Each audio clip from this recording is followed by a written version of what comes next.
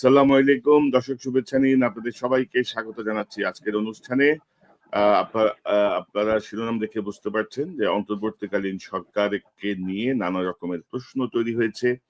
বলা হচ্ছে জুলাই বিপ্লবের মাধ্যমে যেই প্রায় 2000 ছাত্র যে জীবন দিল, প্রায় 300-র বেশি ছাত্র অন্ধত্ব বরণ করলো, 500-র বেশি পঙ্গুত্ব বরণ করলো, তাদের এই যে আত্মত্যাগ, সেটি কি ব্যর্থতার পথে যাচ্ছে কিনা?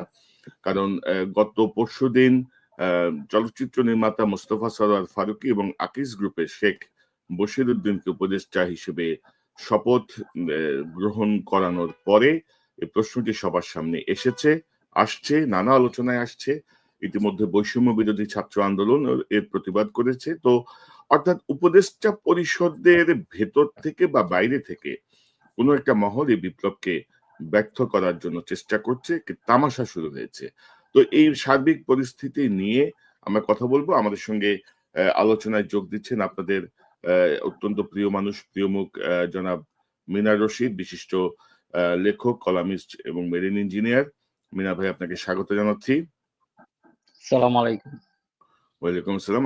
আমাদের সঙ্গে যোগ দিচ্ছেন বিশিষ্ট সাংবাদিক, জার্মানি থেকে ডক্টর মারুফ মল্লিক। মারুফ ভাই, আপনাকে স্বাগত জানাচ্ছি। জি, আসসালামু আলাইকুম, সবাইকে শুভেচ্ছা। আমাদের সঙ্গে যোগ দিচ্ছেন আমাদের অনুষ্ঠানে বিভিন্ন সময় যিনি যোগ দেন, মেজর সাফায়াত, যিনি জেনারেল আজিজের কারণে আর্মির চাকরি ছেড়ে আসতে বাধ্য হয়েছেন। মেজর সাফায়াত, আপনাকে স্বাগত জানাচ্ছি। আসসালামু আলাইকুম, ধন্যবাদ কনক ভাই আমন্ত্রণ জানানোর জন্য। ওয়ালাইকুম আসসালাম। আমাদের সঙ্গে যোগ দিচ্ছেন শরীফ ওসমান হাদি, তিনি ইনকিলাব মঞ্চের আহ্বায়ক এবং এই বৈষম্য বিরোধী যে আন্দোলন, সেই আন্দোলনের একজন রাজপথের লড়াকু ছাত্রদের অন্যতম। শরীফ ওসমান, আপনাকে স্বাগত জানাচ্ছি। আসসালামু আলাইকুম, সবাইকে শুভেচ্ছা। এবং দর্শক, আমাদের সঙ্গে যোগ দিচ্ছেন নিউ ইয়র্ক থেকে সাংবাদিক, লেখক, কলামিস্ট রওশন হক। রওশন হক, আপনাকে স্বাগত জানাচ্ছি আজকের অনুষ্ঠানে। আসসালামু আলাইকুম, সবাইকে ধন্যবাদ। রওশন হক, আপনি অফিসে আছেন আমি জানি, তারপরে আপনি যোগ দিয়েছেন, আপনাকে ধন্যবাদ। তো আমরা প্রথমেই যদি আলোচনাটা শুরু করি যে বিপ্লব, যে রক্ত, যে আত্মত্যাগ, এবং আমি অনুষ্ঠান শুরু করার আগে মেজর সাফায়েত, আপনার মনে আছে আমরা 5ই অগাস্ট বিজয়ের পর একটি শো করেছিলাম ভোর রাতে, নিউ ইয়র্কের সময় অনেক ভোরে আমরা একটি অনুষ্ঠান শো করেছিলাম। সেই শোতে আপনার একটা বক্তব্যের একটা ছোট ক্লিপ আমি একটু শুরু করতে চাই। আমার কাছে মনে হয়েছে সেটা অত্যন্ত গুরুত্বপূর্ণ। আমরা যদি একটু শুনি আপনার সেই 5ই অগাস্টের বক্তব্যটা। এটা আমি ফেলে দেই নাই, এটা আমার জীবনে আমার শেষ, আমি বলবো এটা আমার এখনো আমার হৃদয় স্পন্দন। আমি এটা যতবার আমি ধরি, আমার হৃদয় স্পন্দন আমি টের পাই। আমি গতকালকে রাত্রে আমি বের করেছিলাম যে আমি ভেবেছিলাম একটা লাইভ করব, কিন্তু আমার একটা কিছু টেকনিক্যাল ডিফিকাল্টিজ এর কারণে আমি এটা করতে পারি নাই। আমার ইউনিফর্মটা এখনো এখানে ছিল, এই জন্য আমি আমার এখনো কষ্ট হয় যে আমি যখন এই ইউনিফর্মটার সম্মান যারা ধুলোয় মিশিয়েছে, আমি দেখতে চাই যে তারা প্রত্যেকে they have to answer এই ইউনিফর্মের সম্মানটাকে যারা ধুলোয় মিশিয়েছে। আমাদের প্রত্যেকের ঘাম রক্তের অর্জন আমাদের এই ইউনিফর্ম। কেউ আমাদেরকে এটা বাসায় এসে দিয়ে যায় নাই, কেউ এটা আমাদেরকে ভিক্ষা দেয় নাই। আমরা আমাদের ঘাম দিয়ে, আমাদের রক্ত দিয়ে এটা অর্জন করেছিলাম।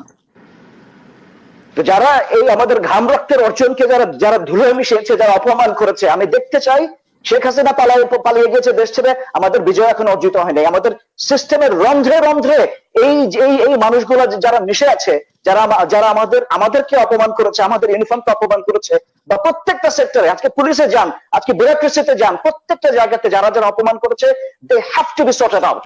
তাদেরকে একদম খুঁজে খুঁজে টেনে টেনে বের করতে হবে।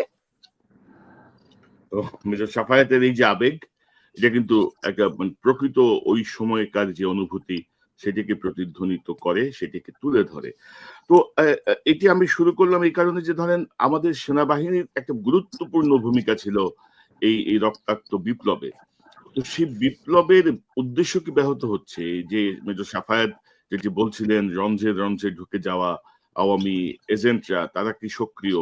কারণ যেভাবে উপদেষ্টাদের মনোনয়ন করা হচ্ছে, উপদেষ্টাদের নিয়োগ দেওয়া হচ্ছে, সেই জায়গাটা নিয়ে আমার মনে হয় যে মেজর সাফায়েত, আপনাকে দিয়েই শুরু করি, যে আপনার পর্যবেক্ষণটা কি? ধরেন সেনাবাহিনীর যে গুরুত্বপূর্ণ ভূমিকা, ছাত্রদের এত রক্ত, এরপরে আসলে আমরা এই 3 মাস পরে আপনার পর্যবেক্ষণটা কি আসলে? ধন্যবাদ কনক ভাই।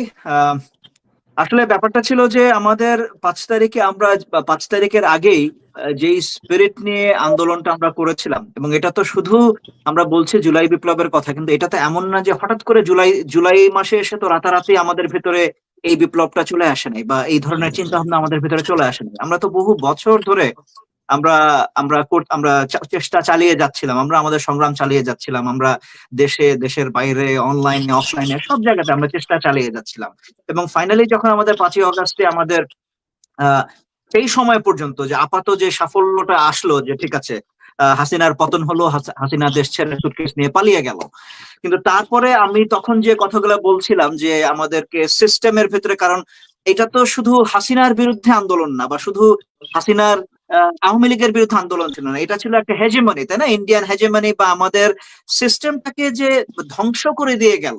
এখন এই ধ্বংস করা সিস্টেমটাকে, আপনি এই সিস্টেমটাকে যদি ঠিক না করেন, এটাকে যদি আপনি মানে ক্লেনজিং না করেন, আপনি যদি আজকে আমরা যত, এটা তো শুধু আমরা একটা ফেয়ার নির্বাচনের জন্য তো এই আন্দোলনটা ছিল না। আজকে ধরলাম, হাইপোথেটিক্যালি যদি ধরেও নেই যে আজকে আবার একটা ফেয়ার ইলেকশন হলো, তো সেই ফেয়ার ইলেকশনে যেই দলই আসুক, আর আমি কোনো স্পেসিফিক্যালি আমি কোনো দলের নাম আমি বলতে চাচ্ছি না, এটা হতে পারে বিএনপি আসুক, হতে পারে জামাত আসুক, হতে পারে একটা সম্মিলিত ছাত্রদের নতুন একটা দল আসুক, বা বাম জোট আসুক, যেই আসুক, ইসলামী কোনো দল আসুক, আই ডোন্ট কেয়ার, কিন্তু তারা যখন, তাদেরকে তো কাজ করতে হবে এবার সিস্টেমকে নিয়ে, তাই না? তাদেরকে এই ব্যুরোক্রেসিকে নিয়ে কাজ করতে হবে, এই জুডিশিয়ারিকে নিয়ে কাজ করতে হবে, এই পুলিশ, এই আর্মি, এদেরকে নিয়ে তো কাজ করতে হবে। এখন এদের ভিতরে আপনারা যখন সেই এত বছরের যারা মানে আওয়ামী লীগের বা হাসিনা রেজিমের যে যারা সুবিধা প্রাপ্ত যারা, তারা যদি এখনো থেকে যায়, তাহলে আলটিমেটলি কি হবে?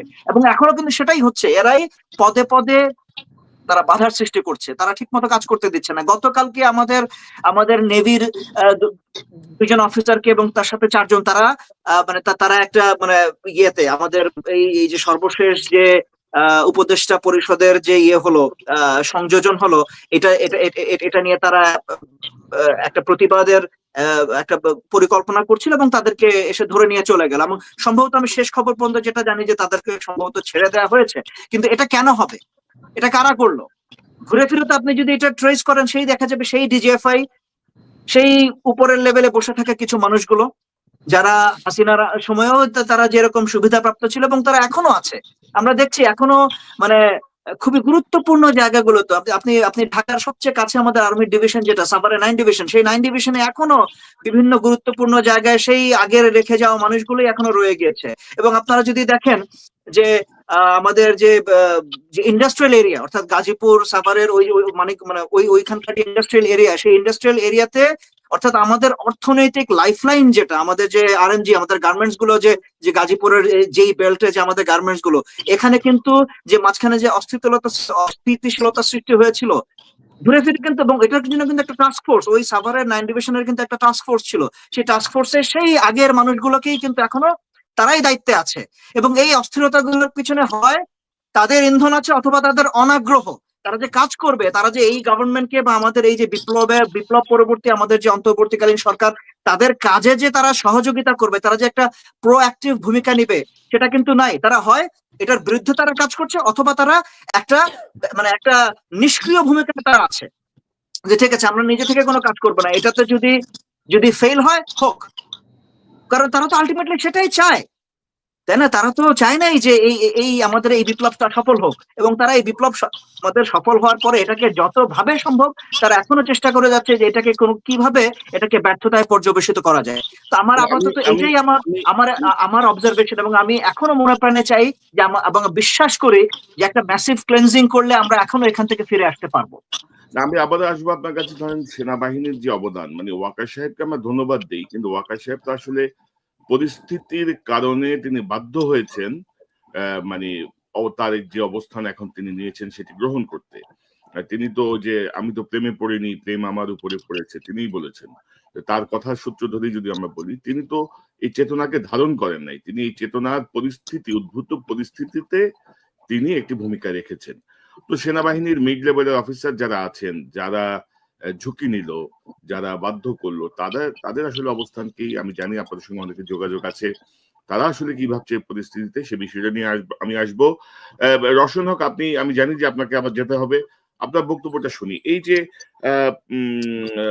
মোস্তফা সরোয়ার ফারুকী, বশির উদ্দিন বা উপদেষ্টা পরিষদের যে কার্যক্রম গত ৩ মাসে আপনার পর্যবেক্ষণ কি? আপনি সোশ্যাল মিডিয়ায় অনেক বেশি ভাইব্রেন্ট, আপনি অনেক বেশি লেখালেখি করেন। তো কি মনে করেন?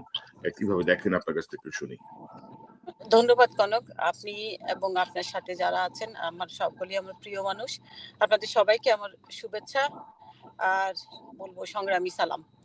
আমি ভীষণ মর্মাহত। বিশেষ করে বশির উদ্দিন সম্পর্কে তো সবাই বলছেন, ওটা ওটা একদম জানাই। কিন্তু আমার কাছে এই যে কি বলে মিচকা শয়তান, আমি বলবো যে ফারুকী, আপনারা ফারুকীর নিয়োগটা আমাকে এত বেশি মর্মাহত করেছে যেটা মানে বললে বোঝানোর মতো না। আপনারা দেখেছেন যে শেখ হাসিনার সময়ে আই বিলিভ যে 420 একটা সিনেমা নাটক তৈরি করেছিল পর্বাকারে।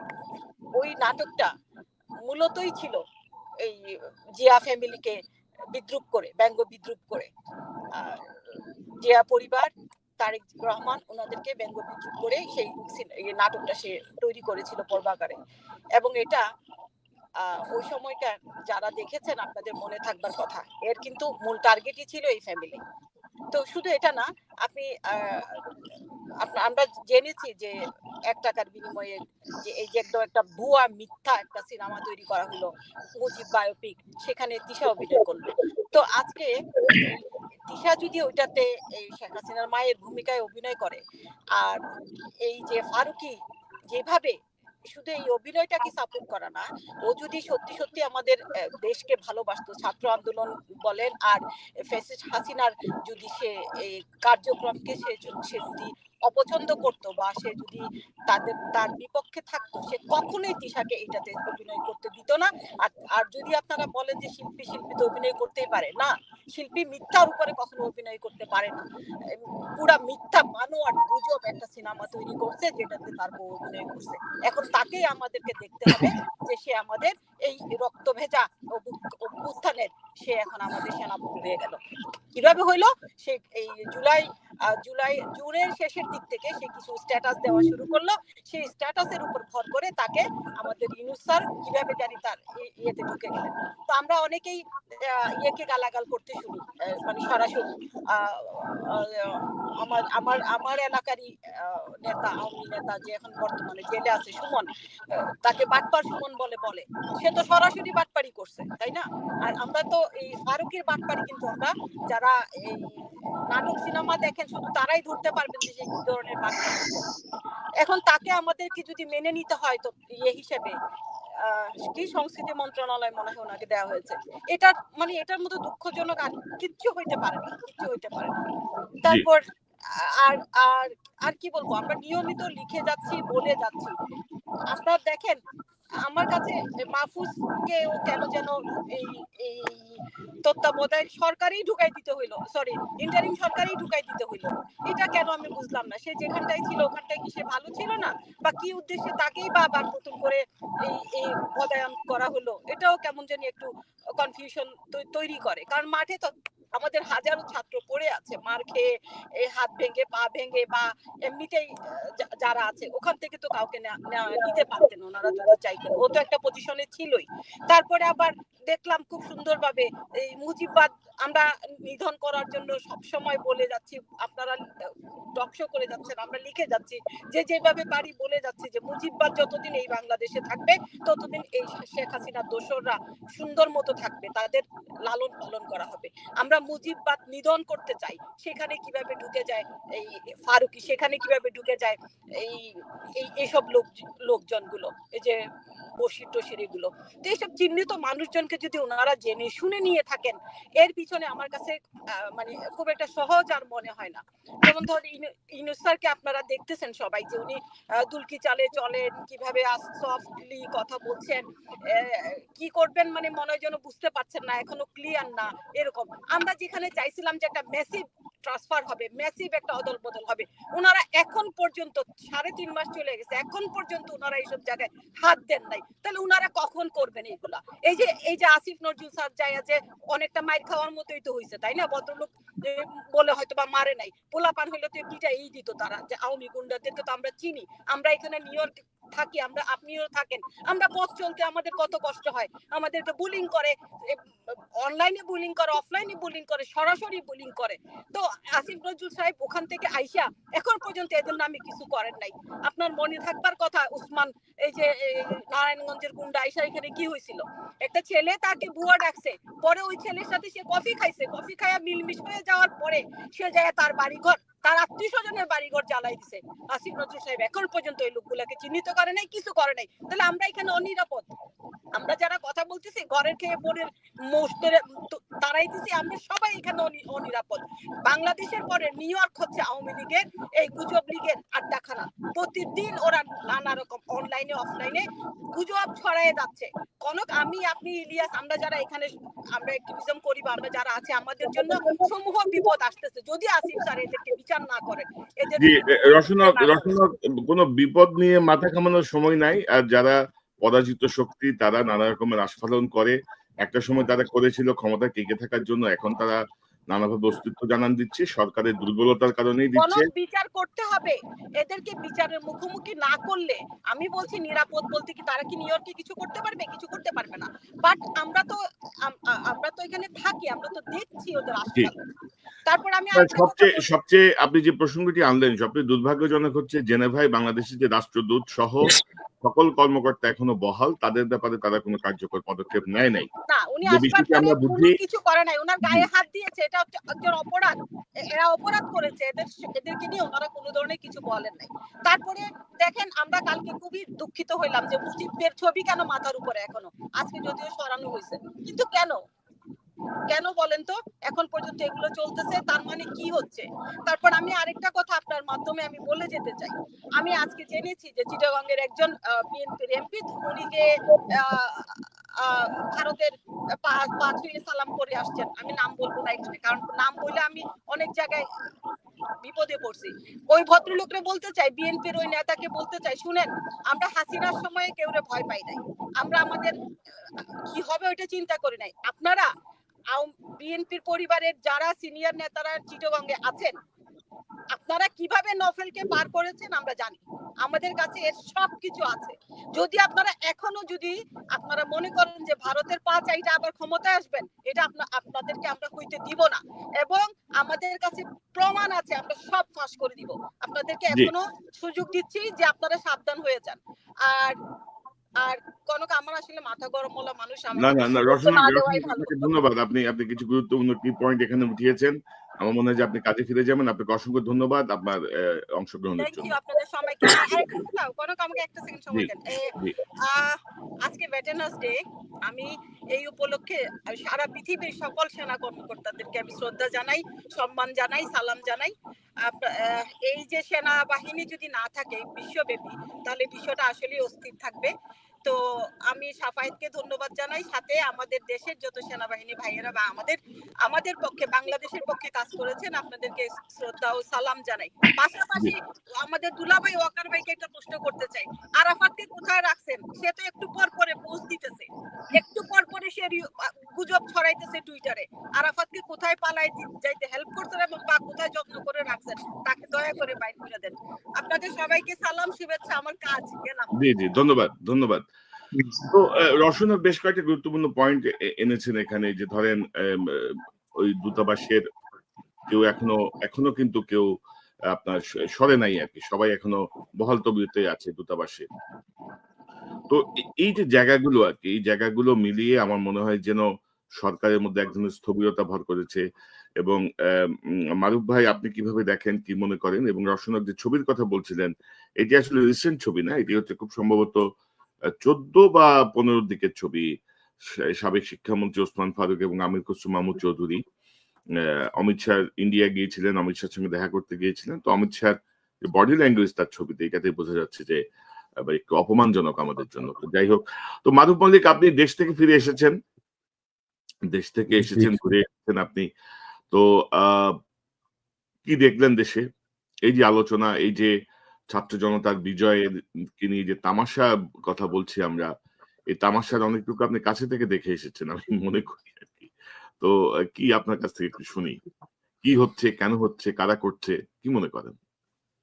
জি, ধন্যবাদ কনক ভাই। আমি এই ঘন্টাখানেক আগেই আসলে আমি এসে পৌঁছাইলাম বাসায়।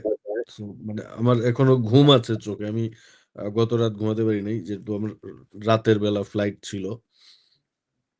তো হাউএভার আ সব মিলিয়ে ১ম তো অনুভূতি ভালো। দীর্ঘ আমি প্রায় ৭-৮ বছর পরে দেশে গিয়েছি এবং সেখানে তো ধরেন আপনার যে কোনো একটা ফ্যান চলতেছে, ওইটা বন্ধ করেন। জি, ওই স্বাধীনতার যে অ্যা আ মানে কি বলবো যে স্বাদ, সেটা তো উপভোগ করলাম যে আগের মতো সেই ভয় নাই, আতঙ্ক নাই এবং দেশের মানুষ সবাই প্রাণ খুলে কথা বলছে। সব জায়গাতেই ধরেন যে একটা মানে কি বলবো যে এই স্বাধীনতার যে আনন্দ বা তার যে ভাব সেটা উপভোগ করছে সেটা ভালো। ওভারঅল তো সব জায়গায়ই ভালো আমি বলব অবস্থান। এটা হচ্ছে ব্যক্তি পর্যায়ে সাধারণ মানুষের যে জীবন যে আমরা আ একটা সরকারের বিরুদ্ধে সমালোচনা করতে পারছি, রাজনৈতিক দলগুলোকে নিয়ে কথা বলছি, বাইরে যাচ্ছি, যেকোনো জায়গায় বসতে পারছি। সেই ভয়টা আগের মতো নাই। এখন পুলিশ দেখলেও কেউ আঁতকে ওঠে না বা আর্মি দেখলে কেউ আঁতকে ওঠে না বা ডিজিএফআই আপনার এনএসএ আপনার সামাজিক যোগাযোগ মাধ্যমে আপনাকে ইয়ে করছে, ফলো করছে বা রেকর্ড করছে। সেই আতঙ্ক নাই। রেকর্ড তো অবশ্যই করছে, এখনো করে। কিন্তু ভয় নেই আরকি। সেই ভয়টা সাধারণ মানুষের মধ্যে নাই। এটা একটা খুব ভালো দিক। আর সার্বিকভাবে যদি বলেন দেশের পরিস্থিতি নিয়ে আমার যদি এক লাইনের মন্তব্য বলেন, আমি বলব যে আমি আসলে হতাশ। হতাশ এই অর্থে এটা শুধু সরকার না, সবার রাজনৈতিক দলগুলোর পারফরম্যান্সও যদি বিচার করতে বলেন, সবার আচরণ দেখে আমি খুব একটা হতাশ। এই কারণে আমি হতাশ। আমরা কিন্তু দেখেন কনক ভাই আমরা কিন্তু দেশের বাইরে থাকলেও আমাদের এই বিপ্লবে আমাদের একটা পার্টিসিপেশন ছিল। আমরা কথা বলেছি, কাজ করেছি। সবাই যার জায়গা থেকে অংশগ্রহণ করেছি। তো এই জায়গায় আমাদের একটা ইয়ে ছিল মানুষের মধ্যে যে ধরেন আ আমি যাওয়ার পরে যেই জিনিসটা সবচাইতে যেই প্রশ্নটার মুখোমুখি হয়েছি যে, "আপনি কোন পদে যোগদান করছেন?" হুম? এটা খুবই বিব্রতকর এবং খুবই আমি বলব যে হাস্যকর একটা প্রশ্ন। যে আমরা যার জায়গা থেকে একটা ভূমিকা রেখেছি, কথা বলেছি, লিখেছি। কাজ করেছি। কিন্তু তার মানে এই না যে আমাকে সরকারের কোনো পদে যেতে হবে বা কোনো দায়িত্ব নিতে হবে। এটা তো হতে পারে না। এই উদ্দেশ্য নিয়ে কোনো সংগ্রামে বা বিপ্লবে কেউ অংশগ্রহণ করে না। এটা ধরেন একটা নৈতিক জায়গা থেকে সবাই এখানে অংশগ্রহণ করে, সেই জায়গা থেকেও আমরা অংশগ্রহণ করেছি। তাইলে পরে আপনি এখন আমাকে প্রশ্ন করতে পারেন তাহলে এই প্রশ্নটার মুখোমুখি আমাকে কেন হতে হয়েছে? এটার কারণ হচ্ছে আমি দেশে গিয়ে বিস্ময়করভাবে যেটা আমি লক্ষ্য করলাম, রাজনৈতিক দল বলেন, সুশীল সমাজ বলেন, অ্যাক্টিভিস্ট বলেন, সবার মধ্যেই আমি যদি এই শব্দটা উচ্চারণ করতে চাই না, কিন্তু এটার আমি কোনো একটা বিকল্প শব্দ পাচ্ছি না। এই যে একটা খাই ভাব আরকি। যে আমাকে এই পদটা পাইতে হবে, আমাকে ওই দায়িত্বটা নিতে হবে, আমাকে ওই কাজটা করতে হবে, আমাকে কেন ডাকলো না, আমাকে কেন দিল না? রাজনৈতিক দলগুলোর মধ্যে কেউ চেষ্টা করছে যে এই প্রত্যেকটা বিশ্ববিদ্যালয়ের ভিসি আমার দলের লোক হতে হবে, সচিব আমার দলের লোক হতে হবে। দেখা গেছে তারা ফেয়ার ইলেকশন হলে ৩ টা আসনও পাবে না। আবার আরেক দল মনে করতেছে যে সবগুলা এসপি আমার হইতে হবে। আমি অন্যতম বড় দল। আবার কেউ মনে করতেছে যে না এই শিক্ষক নিয়োগে আমাদের লোক ঢুকাইতে হবে। যত স্কুল কলেজের সভাপতির পদ আছে আমাকে দখল করতে হবে। আপনি হয়তোবা দেখেছেন সংবাদটা দেখেছেন কিনা সীতাকুণ্ডে বা মিরের মসজিদ কমিটির সভাপতি এই পদ নিয়ে জামাতের এক নেতাকর্মীদের বিএনপি এবং জাতীয় পার্টি মিলে পিটিয়েছে। কারণ জামাত গিয়ে প্রেশার দিচ্ছিল মসজিদ কমিটির সভাপতিকে সরাই দিবে। সরাই দিয়ে তারা ওইখানে তাদের নিজেদের লোক বসাবে। সেখানে আবার বিএনপি বলছে যে না আমাদের লোক বসাইতে হবে জাতীয় পার্টির লোক। ওই সভাপতি খুব সম্ভবত জাতীয় পার্টির, বিএনপি বলছে যে না ওরে সরাইলে আমাদের লোক বসাইতে হবে। এইটা নিয়ে মসজিদ কমিটি নিয়ে এই রাজনৈতিক দলগুলোর মধ্যে মারামারি শুরু হয়ে গিয়েছে। এখন এই আমরা যে ৫ই আগস্টের বিপ্লবের যে কথা বলছি সেটার পরে ধরেন বিপ্লবের আমাদের একটা উদ্দেশ্য ছিল কল্যাণমূলক রাষ্ট্র গঠন করা, সেখানে একটা সাম্য, মানে আমরা গত 15 বছরে যা দেখেছি বা 1971 সালে স্বাধীনতা যুদ্ধটা যেই উদ্দেশ্যে নিয়ে আমরা সংগঠিত করেছিলাম, যেই অপ্রাপ্তিগুলো ছিল সেই জায়গাগুলো যেন আমরা অর্জন করতে পারি বা আমরা অপ্রাপ্তির জায়গাগুলো মুছে ফেলতে পারি। এই জন্যই তো আমরা এই যে শেখ হাসিনার ফ্যাসিস্ট শাসনের বিরুদ্ধে দেশে বিদেশে যার যার জায়গা থেকে লড়াই করেছিলাম। এইখানে ধরেন যে এইরকম একটা অবস্থা যে আমি কি পেলাম, আমাকে কি দিল, আমাকে দিতে হবে না, আবার যারা পাচ্ছে না তারা আবার ঢালাও সরকারের সমালোচনা করছে। মানে এমন তো না বিষয়টা যে সরকারের সব কাজ ভুল হচ্ছে বা সব কাজ ভালো হচ্ছে। এখন এই সরকার একটা ক্ষমতায় এসেছে, তারা অনেক কিছুই ভুল ভ্রান্তি করছে। না, মাধব ভাই ধরেন ভুল বা শুদ্ধের বিষয় না, ধরেন সরকারের যে গতিশীলতা থাকার কথা, যে না, আমি আসতেছি জায়গাগুলো ওই সরকারের, প্রসঙ্গে এই আসতেছি, ওইটা জায়গাগুলো আরেকটা, সরকারের ভূমিকা ওইটা রাখার কথা। না জি। না ওইটা আরেকটা বিষয়। আমি বলছি যে এই যে খাই খাই পার্টির কথা আর কি।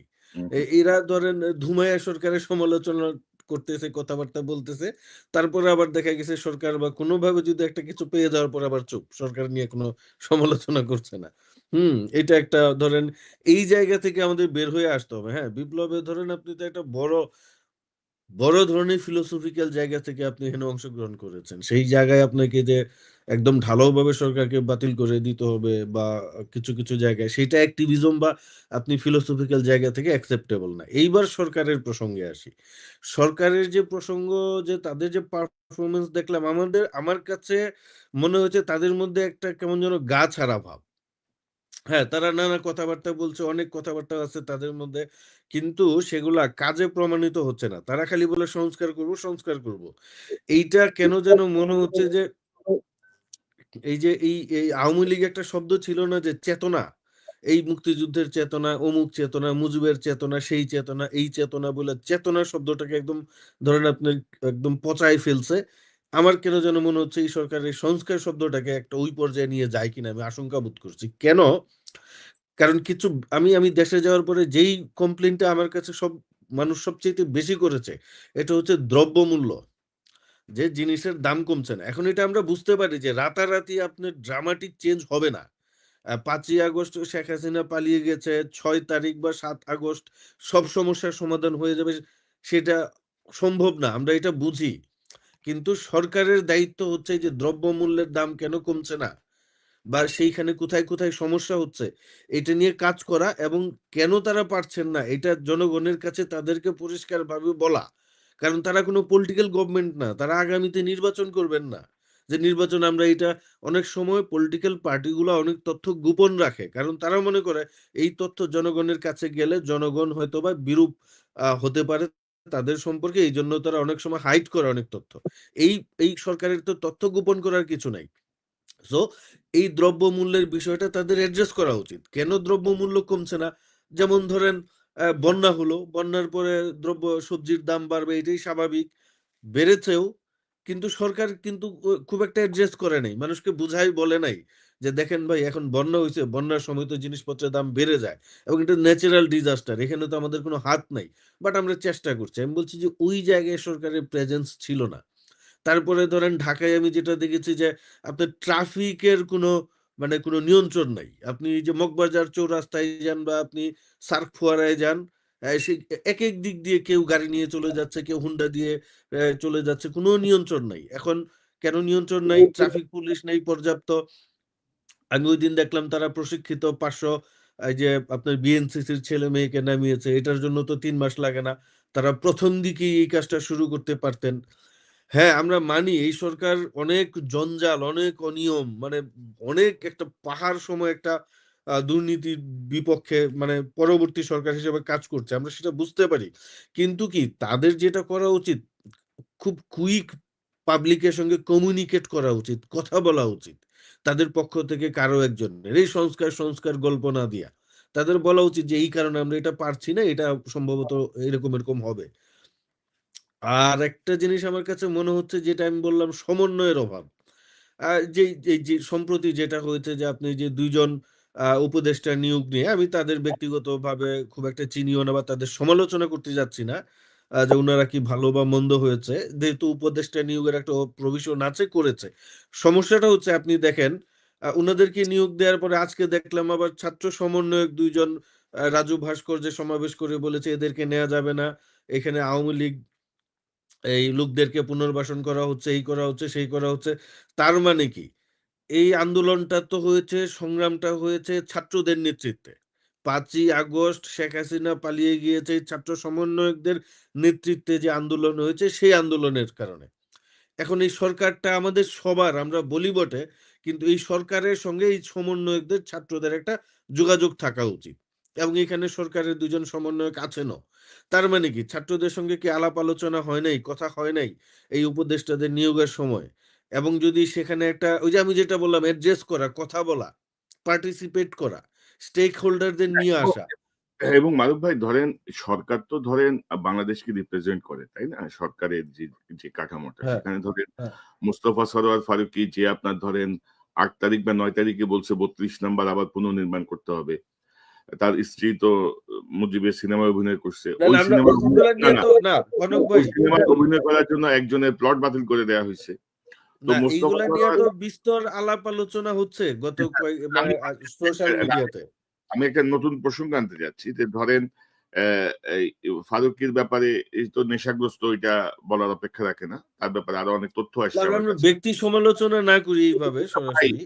ভাই আমার সরকারে যে থাকবে, যে আমার বাংলাদেশকে রিপ্রেজেন্ট করবে, তাকে হুম, অবশ্যই প্রেজেন্টেবল এবং গ্রহণযোগ্য ব্যক্তি হইতে হবে। হুম। তো আকিজের যে বশির, শেখ বশির উদ্দিন, সে বশির উদ্দিনের বিরুদ্ধে হত্যা মামলা আছে। এবং ধরেন আপনি যদি দেখেন যে এই মোস্তফা সরোয়ার ফারুকী বা এই বশিরউদ্দিন, এদের প্রত্যেকে নিয়োগের পেছনে প্রথম আলো এবং ডেইলি স্টার। এবং বশিরউদ্দিনের অফিস থেকে আমাকে জানানো হয়েছে মাহফুজ আনাম এবং মতিউর রহমান সকালবেলায় যে 3 ঘন্টা বৈঠক করে তাকে রাজি করিয়েছেন। তো না 111 এর এইখানে সময় না, আমরা এবং ডেইলি স্টারের ভূমিকা দেখেছি 111 এর সময়। -2 হুম, নিয়ে তারা কিভাবে কাজ করেছে। এখনো কিন্তু তাদের যে কার্যক্রম, সে কার্যক্রম খুবই প্রশ্নবিদ্ধ আরকি। মানে ফারুকী তো হচ্ছে ওই যে রেসিডেন্সিয়াল মডেলের যে হত্যা মামলার আসামি আনিসুল হকের মানে চেলা। সো মানে এই যে কাহিনীগুলো আরকি, এই বিষয়গুলো অর্থাৎ 'প্রথম আলো', 'ডেইলি স্টার' সহ একটা না একটা এইখানে আমার কাছে এই মনে হচ্ছে আন্দোলন যে হয়ে গেল কেন? না, এই জায়গায় আমি আপনার সঙ্গে দ্বিমত পোষণ করছি যে যা কিছুই ঘটে কেষ্ট বেটাই চোর। এখন আমাদের একটা সমস্যা হয়েছে বাংলাদেশে, আমাদের যত ব্যর্থতা হচ্ছে, যত সমস্যা হচ্ছে, আমরা খালি প্রথম আলো ডেইলি স্টারের ঘাড়ে চাপাই দিচ্ছি। ভাই এখন ঘটনা তো তাই ঘটছে রে না, ভাই। ঘটনা তাই ঘটতেছে। এইখানে প্রথম আলো ডেইলি স্টার আপনার বাংলাদেশের লিডিং গণমাধ্যম, সন্দেহ নাই, কিন্তু প্রথম আলো ডেইলি স্টার ওই পরিমাণ শক্তিশালী না যে তারা রাষ্ট্রকে আপনার পরিবর্তন করে দিতে পারবে। তখনই তারা শক্তিশালী হবে যখন সাধারণ মানুষের মধ্যে সমন্বয় থাকবে না, তাদের মধ্যে যোগাযোগ থাকবে না, ঐক্য থাকবে না। তো এই জায়গায় আপনি ধরেন আমি যেটা বলছিলাম যে এই যে উপদেষ্টা যে নিয়োগ করা হয়েছে, এই উপদেষ্টা নিয়োগ করার আগে ছাত্র সমন্বয়কদের সঙ্গে সরকারের দায়িত্বশীল যারা আছেন, রাজনৈতিক দলগুলো যারা আছে এই মুহূর্তে যারা আন্দোলনের নেতৃত্ব দিয়েছে, সব পক্ষের সঙ্গে কথা বলে সরকার কিন্তু এই যে রেস্ট যে উপদেষ্টা নিলেন তাদেরকে নিয়োগের সিদ্ধান্ত নিতে পারতেন। তাহলে এখানে সেটা হয় নাই বিধায়ী তো আজকে 2 সমন্বয়ক বলেছেন যে এখানে আওয়ামীপন্থী লোকদের উপদেষ্টা পদে বসানো হচ্ছে, সেই মতাদর্শকে পুনর্বাসন করা হচ্ছে। এখন এটা বিহাইন্ড দ্য সিন কারা কাজ করছে, কারা এটার জন্য দেয়, তাদেরকে অ্যাড্রেস করতে হবে। প্রথম আলো ডেইলি স্টারকে বললে না, মূল মেকানিজম যারা করছে তারা পার পেয়ে যাবে। প্রথম আলো ডেইলি স্টারকে নিয়ে কথা যেটা আসছে, আমার ব্যক্তিগত তো কোনো শত্রুতা নাই। মানে হুম, এনালাইসিস থেকে বলছি 111 এর সময় -2 ফর্মুলা তারা নিজেরাই স্বীকার করেছেন। তারা বলছে -2 ফর্মুলা বিরাজনীতিকীকরণের মূল ব্যক্তি তারা। এবং তারা প্রথম আলোর সাথে ইন্ডিয়ান ইনভেস্টমেন্ট আছে কিনা জানি না। ওই যে চরকি-মরকি বহু কিছু এখনো ইন্ডিয়ান ইনভলভমেন্ট তাদের আছে। তাদের যে ট্রান্সকম গ্রুপের সাথে অনেক ধরনের ব্যবসা-বাণিজ্য আছে। না মাহফুজুর রহমান ব্যবসা সেটা তাদের থাকতেই পারে, সেটা তো। মাহফুজ আনাম বিভিন্ন সময় স্বীকার করেছেন যে ডিজিএফআই দ্বারা তিনি কিভাবে সংবাদ করেছেন তার জবানিতে। তিনি বলেছেন হুম, যে বেনজিরের বিরুদ্ধে তিনি নিউজ করতে পারেন নাই। তিনি বলছেন যে শেখ হাসিনাকে আমাদেরকে রক্ষা করিতে হইবে। মানে দুনিয়া জাহান্নামে হুম। যাক, হাসিনা হচ্ছে দেবী। তো এই জায়গাগুলো তাদের গঠনের কিছু নাই। তারা ধ্বংসাত্মক। তারা কোন উদ্দেশ্য নিয়ে কাজ করছে, সেটি আমার কাছে প্রতীয়মান হচ্ছে এবং অনেকের কাছেই হচ্ছে। সে বিষয়টা নিয়ে বলছিলাম। মারুফ ভাই, আমি আবারও আসবো আপনার কাছে। আ মিনার ভাই একটু সময় দেন।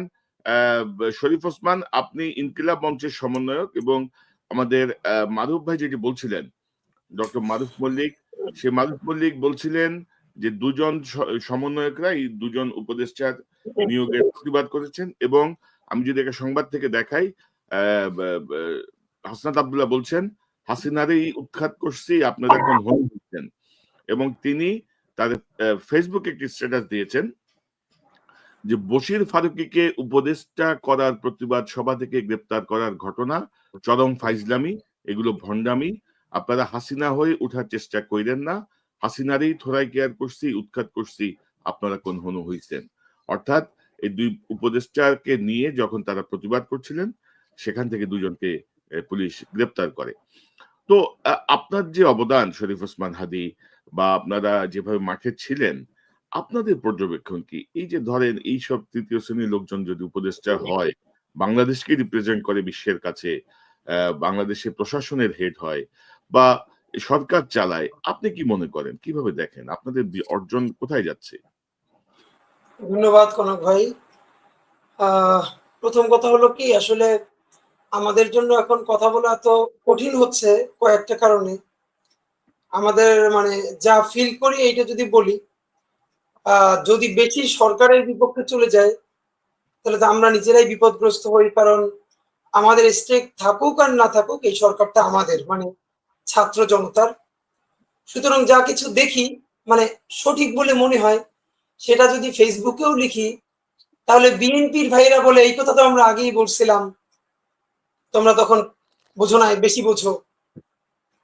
এক, বিএনপির লোকজন খুশি হয়। আবার একই সাথে বিএনপির যেই পুরো অংশগ্রহণ আন্দোলনে, তার ত্যাগ, এইটাকে অ্যাকনলেজ করার পরেও তার লোকাল পর্যায়ে যেই দখলবাজি, আওয়ামী পুনর্বাসন, এইটা নিয়ে কথা বললেও মানে আমাদের বিপদটা হলো কি ভাই, আমাদের মানে আমাদের এলাকায় একটা কথা বলে যে তুমি বলে কর্ম কেমন, যে কেমন করতে পারবা না। আমাদের বিপদটা একটা একটা আপনার বলি, দেখেন ছোট ছোট ব্যাপার নিয়ে কয়েকটা ব্যাপার বলি। উপদেষ্টা নিয়োগ, আমরা সাদা চোখে যা দেখি এইটা যদি সত্যি হয়, এর মানে হাসনাত এবং সার্জিস তারা দাঁড়ালো এবং বলল যে এটা মানে এই নিয়োগটা হয় নাই বা এটা হওয়া উচিত না। এখানে দুইটা ব্যাপার হতে পারে। একটা মানে ওরা যা বলছে এটা যদি সত্যি হয়, তাহলে হলো প্রশ্ন হলো এই সরকার কার? মানে এই সরকার তো টিকে আছে মূলত ছাত্র জনতারই, ছাত্র জনতার ম্যান্ডেটই হলো তার একমাত্র বৈধতা।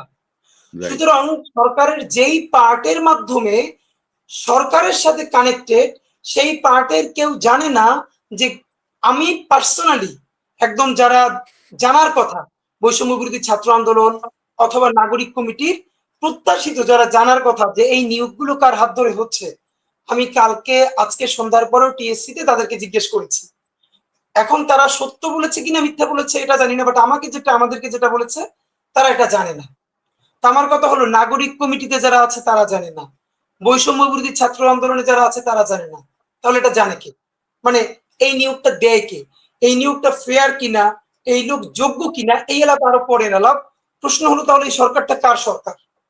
আমার একটা ধারণা, যদিও বাজে লাগবে কথাটা শুনতে, সার্জিস হাসনাতরা সম্ভবত ওরা এইভাবে ব্যবহৃত হয় যে যখন মাঠে ছেলেপেলেদেরকে দাঁড় করানো দরকার, সুতরাং ওরা গিয়ে দাঁড়াবে, মিডিয়া ওদের বক্তব্য নিবে। আপাতত মনে হয় ওরা এই রোলটাই প্লে করছে। যদি ওরা যেটা বলেছে সেটা যদি সত্য হয় যে আমরা এই ব্যাপারে জানি না, সুতরাং এটা সত্য না মিথ্যা তা তো আর যাচাই করতে পারবো না। একটা একটা কনক ভাই, আপনার নিশ্চয়ই মনে আছে যে আমরা জাদু ভাস্কর্যে দাঁড়িয়ে ৭২-এর সংবিধানকে লাল কার্ড দেখিয়েছিলাম ইনকিলাব মঞ্চ থেকে ছাত্র জনতা মিলে। আমরা চুপপুর অপসারণের কথা বলেছিলাম ছাত্র জনতা। বারবার বলা হলো কি সাংবিধানিক বাধ্যবাধকতা, নিয়ম কানুন। তো গতকাল পর্যন্ত বাংলাদেশের প্রত্যেকটা মন্ত্রণালয়ে, বঙ্গভবনে যে শেখ মুজিবের যে ছবি আছে সেই ছবি কেন অপসারণ করা গেল না? এই যে সংবিধানে আছে জাতির জনকের ছবি রাখতে হবে, সংবিধানের সম্মান, ভেরি গুড। আজকে সকালে তাহলে কোন নতুন সংবিধান তৈরি হলো যে মাহফুজকে দাঁড়িয়ে ছবি দিতে হলো যে পিছনে শেখ মুজিবের ছবি নাই?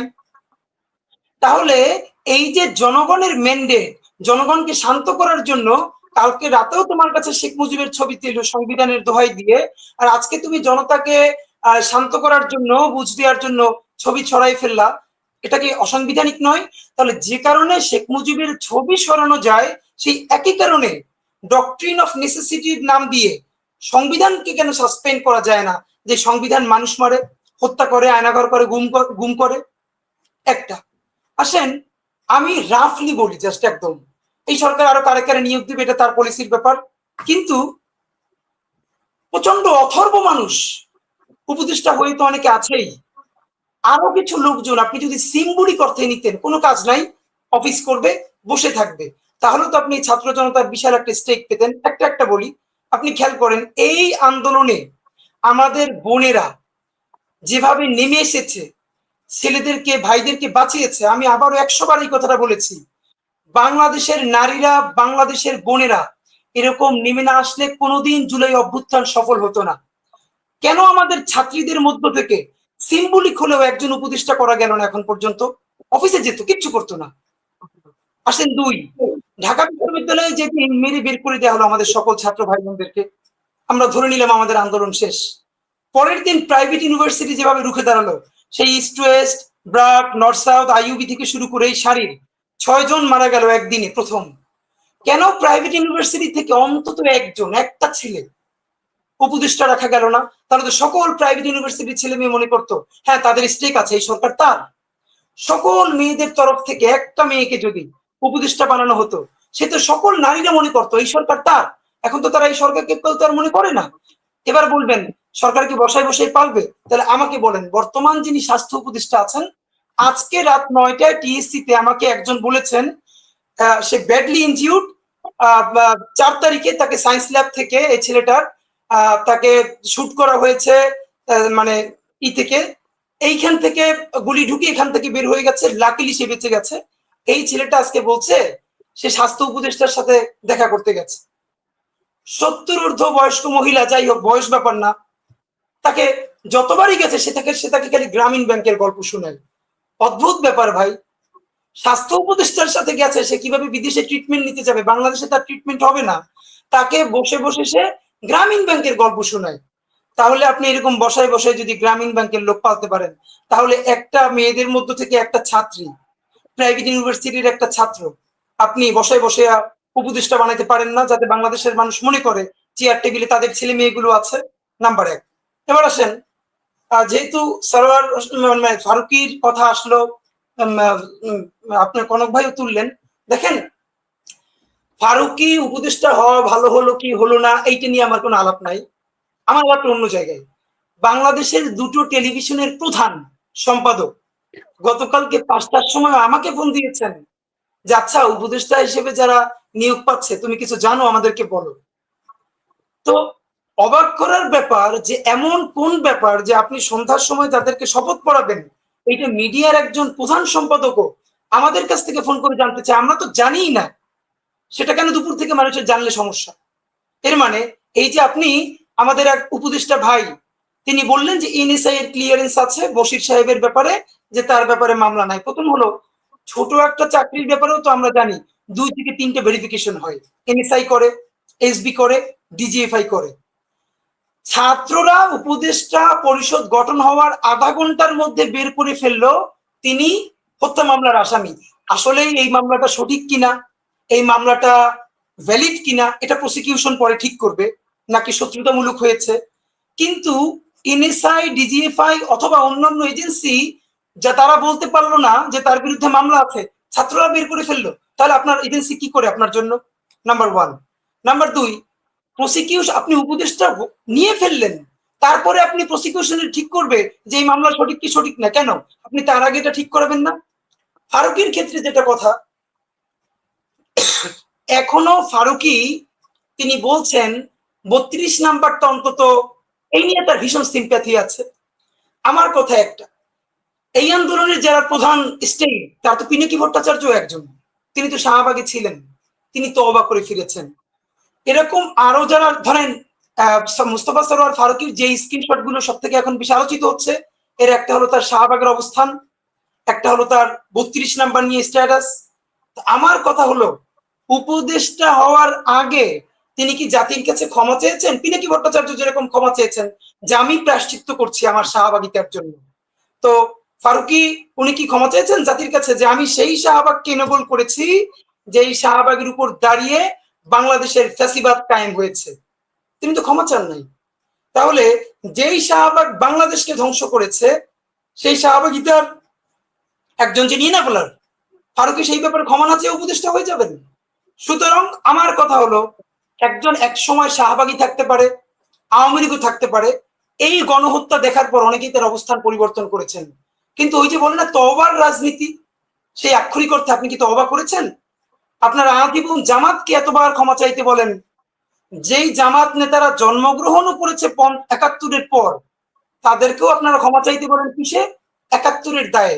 তাহলে যেই ফ্যাসিবাদ বাংলাদেশ ধ্বংস করলো, খুন করলো, লুট করলো, পাচার করলো, আপনাদের কি একটা বিবেকের ধারণা নাই যে আমার জনগণের কাছে ক্ষমা চাওয়া উচিত আমার শাহবাগিতার জন্য?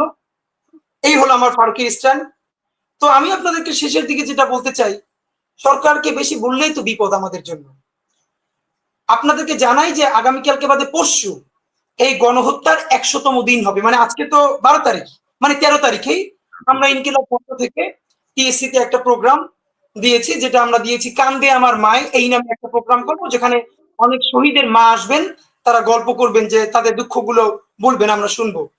আমি শুধু একটা কথা বলতে চাই, এই গত ১০০ দিনে সরকার পারলো না যে কতজন শহীদ হলো আর কতজন আহত হলো এটার একটা সরকারি ডাটাবেস তৈরি করতে। সে বিভিন্ন অর্গানাইজেশনের কাছ থেকে নিয়ে জোড়াতালি দিয়ে মাঝে মধ্যে বলছে। কেন একটা ওয়েবসাইটে এখন পর্যন্ত একটা ড্যাশবোর্ড কেন করা গেল না, যে এর মধ্যে এতজন শহীদ হয়েছে, এই শহীদ পরিবারগুলোর কাছে কারো কাছে ২ লাখ টাকা গেছে, কারো কাছে ৫০,০০০ টাকা গেছে, এতজন মানুষ আহত হয়েছে, এই ৩ জনকে বিদেশে ট্রিটমেন্ট হয়েছে, এই বাকিদের ট্রিটমেন্টের এই অবস্থা। কোন কারণ দিয়ে বুঝাবেন? কেন আপনি একটা বড় প্রাইভেট ফান্ডকে দিয়ে দেন, যাদেরকে দিয়েছে হচ্ছে না কেন আমরা জানি, এসব বুঝে লাভ নাই। আজকেও আমরা আহত ভাইদের সাথে কথা বলেছি যে তাদের কি অবস্থা। এখন এই কথাগুলো বেশি যদি বলি তাহলে সরকার বিব্রত হয়ে যায়, সরকার দুর্বল হয়ে যায়। আর এই সরকার আমাদেরকে অন্য করুক, আমাদের তো এই সরকারের বাইরে আর কোনো সরকার নেই। আপনার একটা কবিতার কথা মনে আছে কিনা, যে আমি ছাড়া, মানে মেয়ে বলছে তার মাকে, যে মেয়েটাকে একটা বাজে জায়গায় মা পাঠিয়ে দিয়েছে অভাবের তাড়নায়, তো ওই সুনীল গঙ্গোপাধ্যায়ের যে না পাঠানো চিঠি, এই কবিতার মধ্যে মেয়ে তার মাকে লিখছে যে আমি ছাড়াও তোমার তো আরো মেয়ে আছে, কিন্তু তুমি ছাড়া আমার তো আর মা নাই। তো এই সরকারের সুশীল আছে, এনজিও আছে, স্টেকের অভাব নাই, কিন্তু আমাদের তো আর কোনো সরকার নাই। আমরা বেশি পড়লে সে বিপদে পড়ে যাই।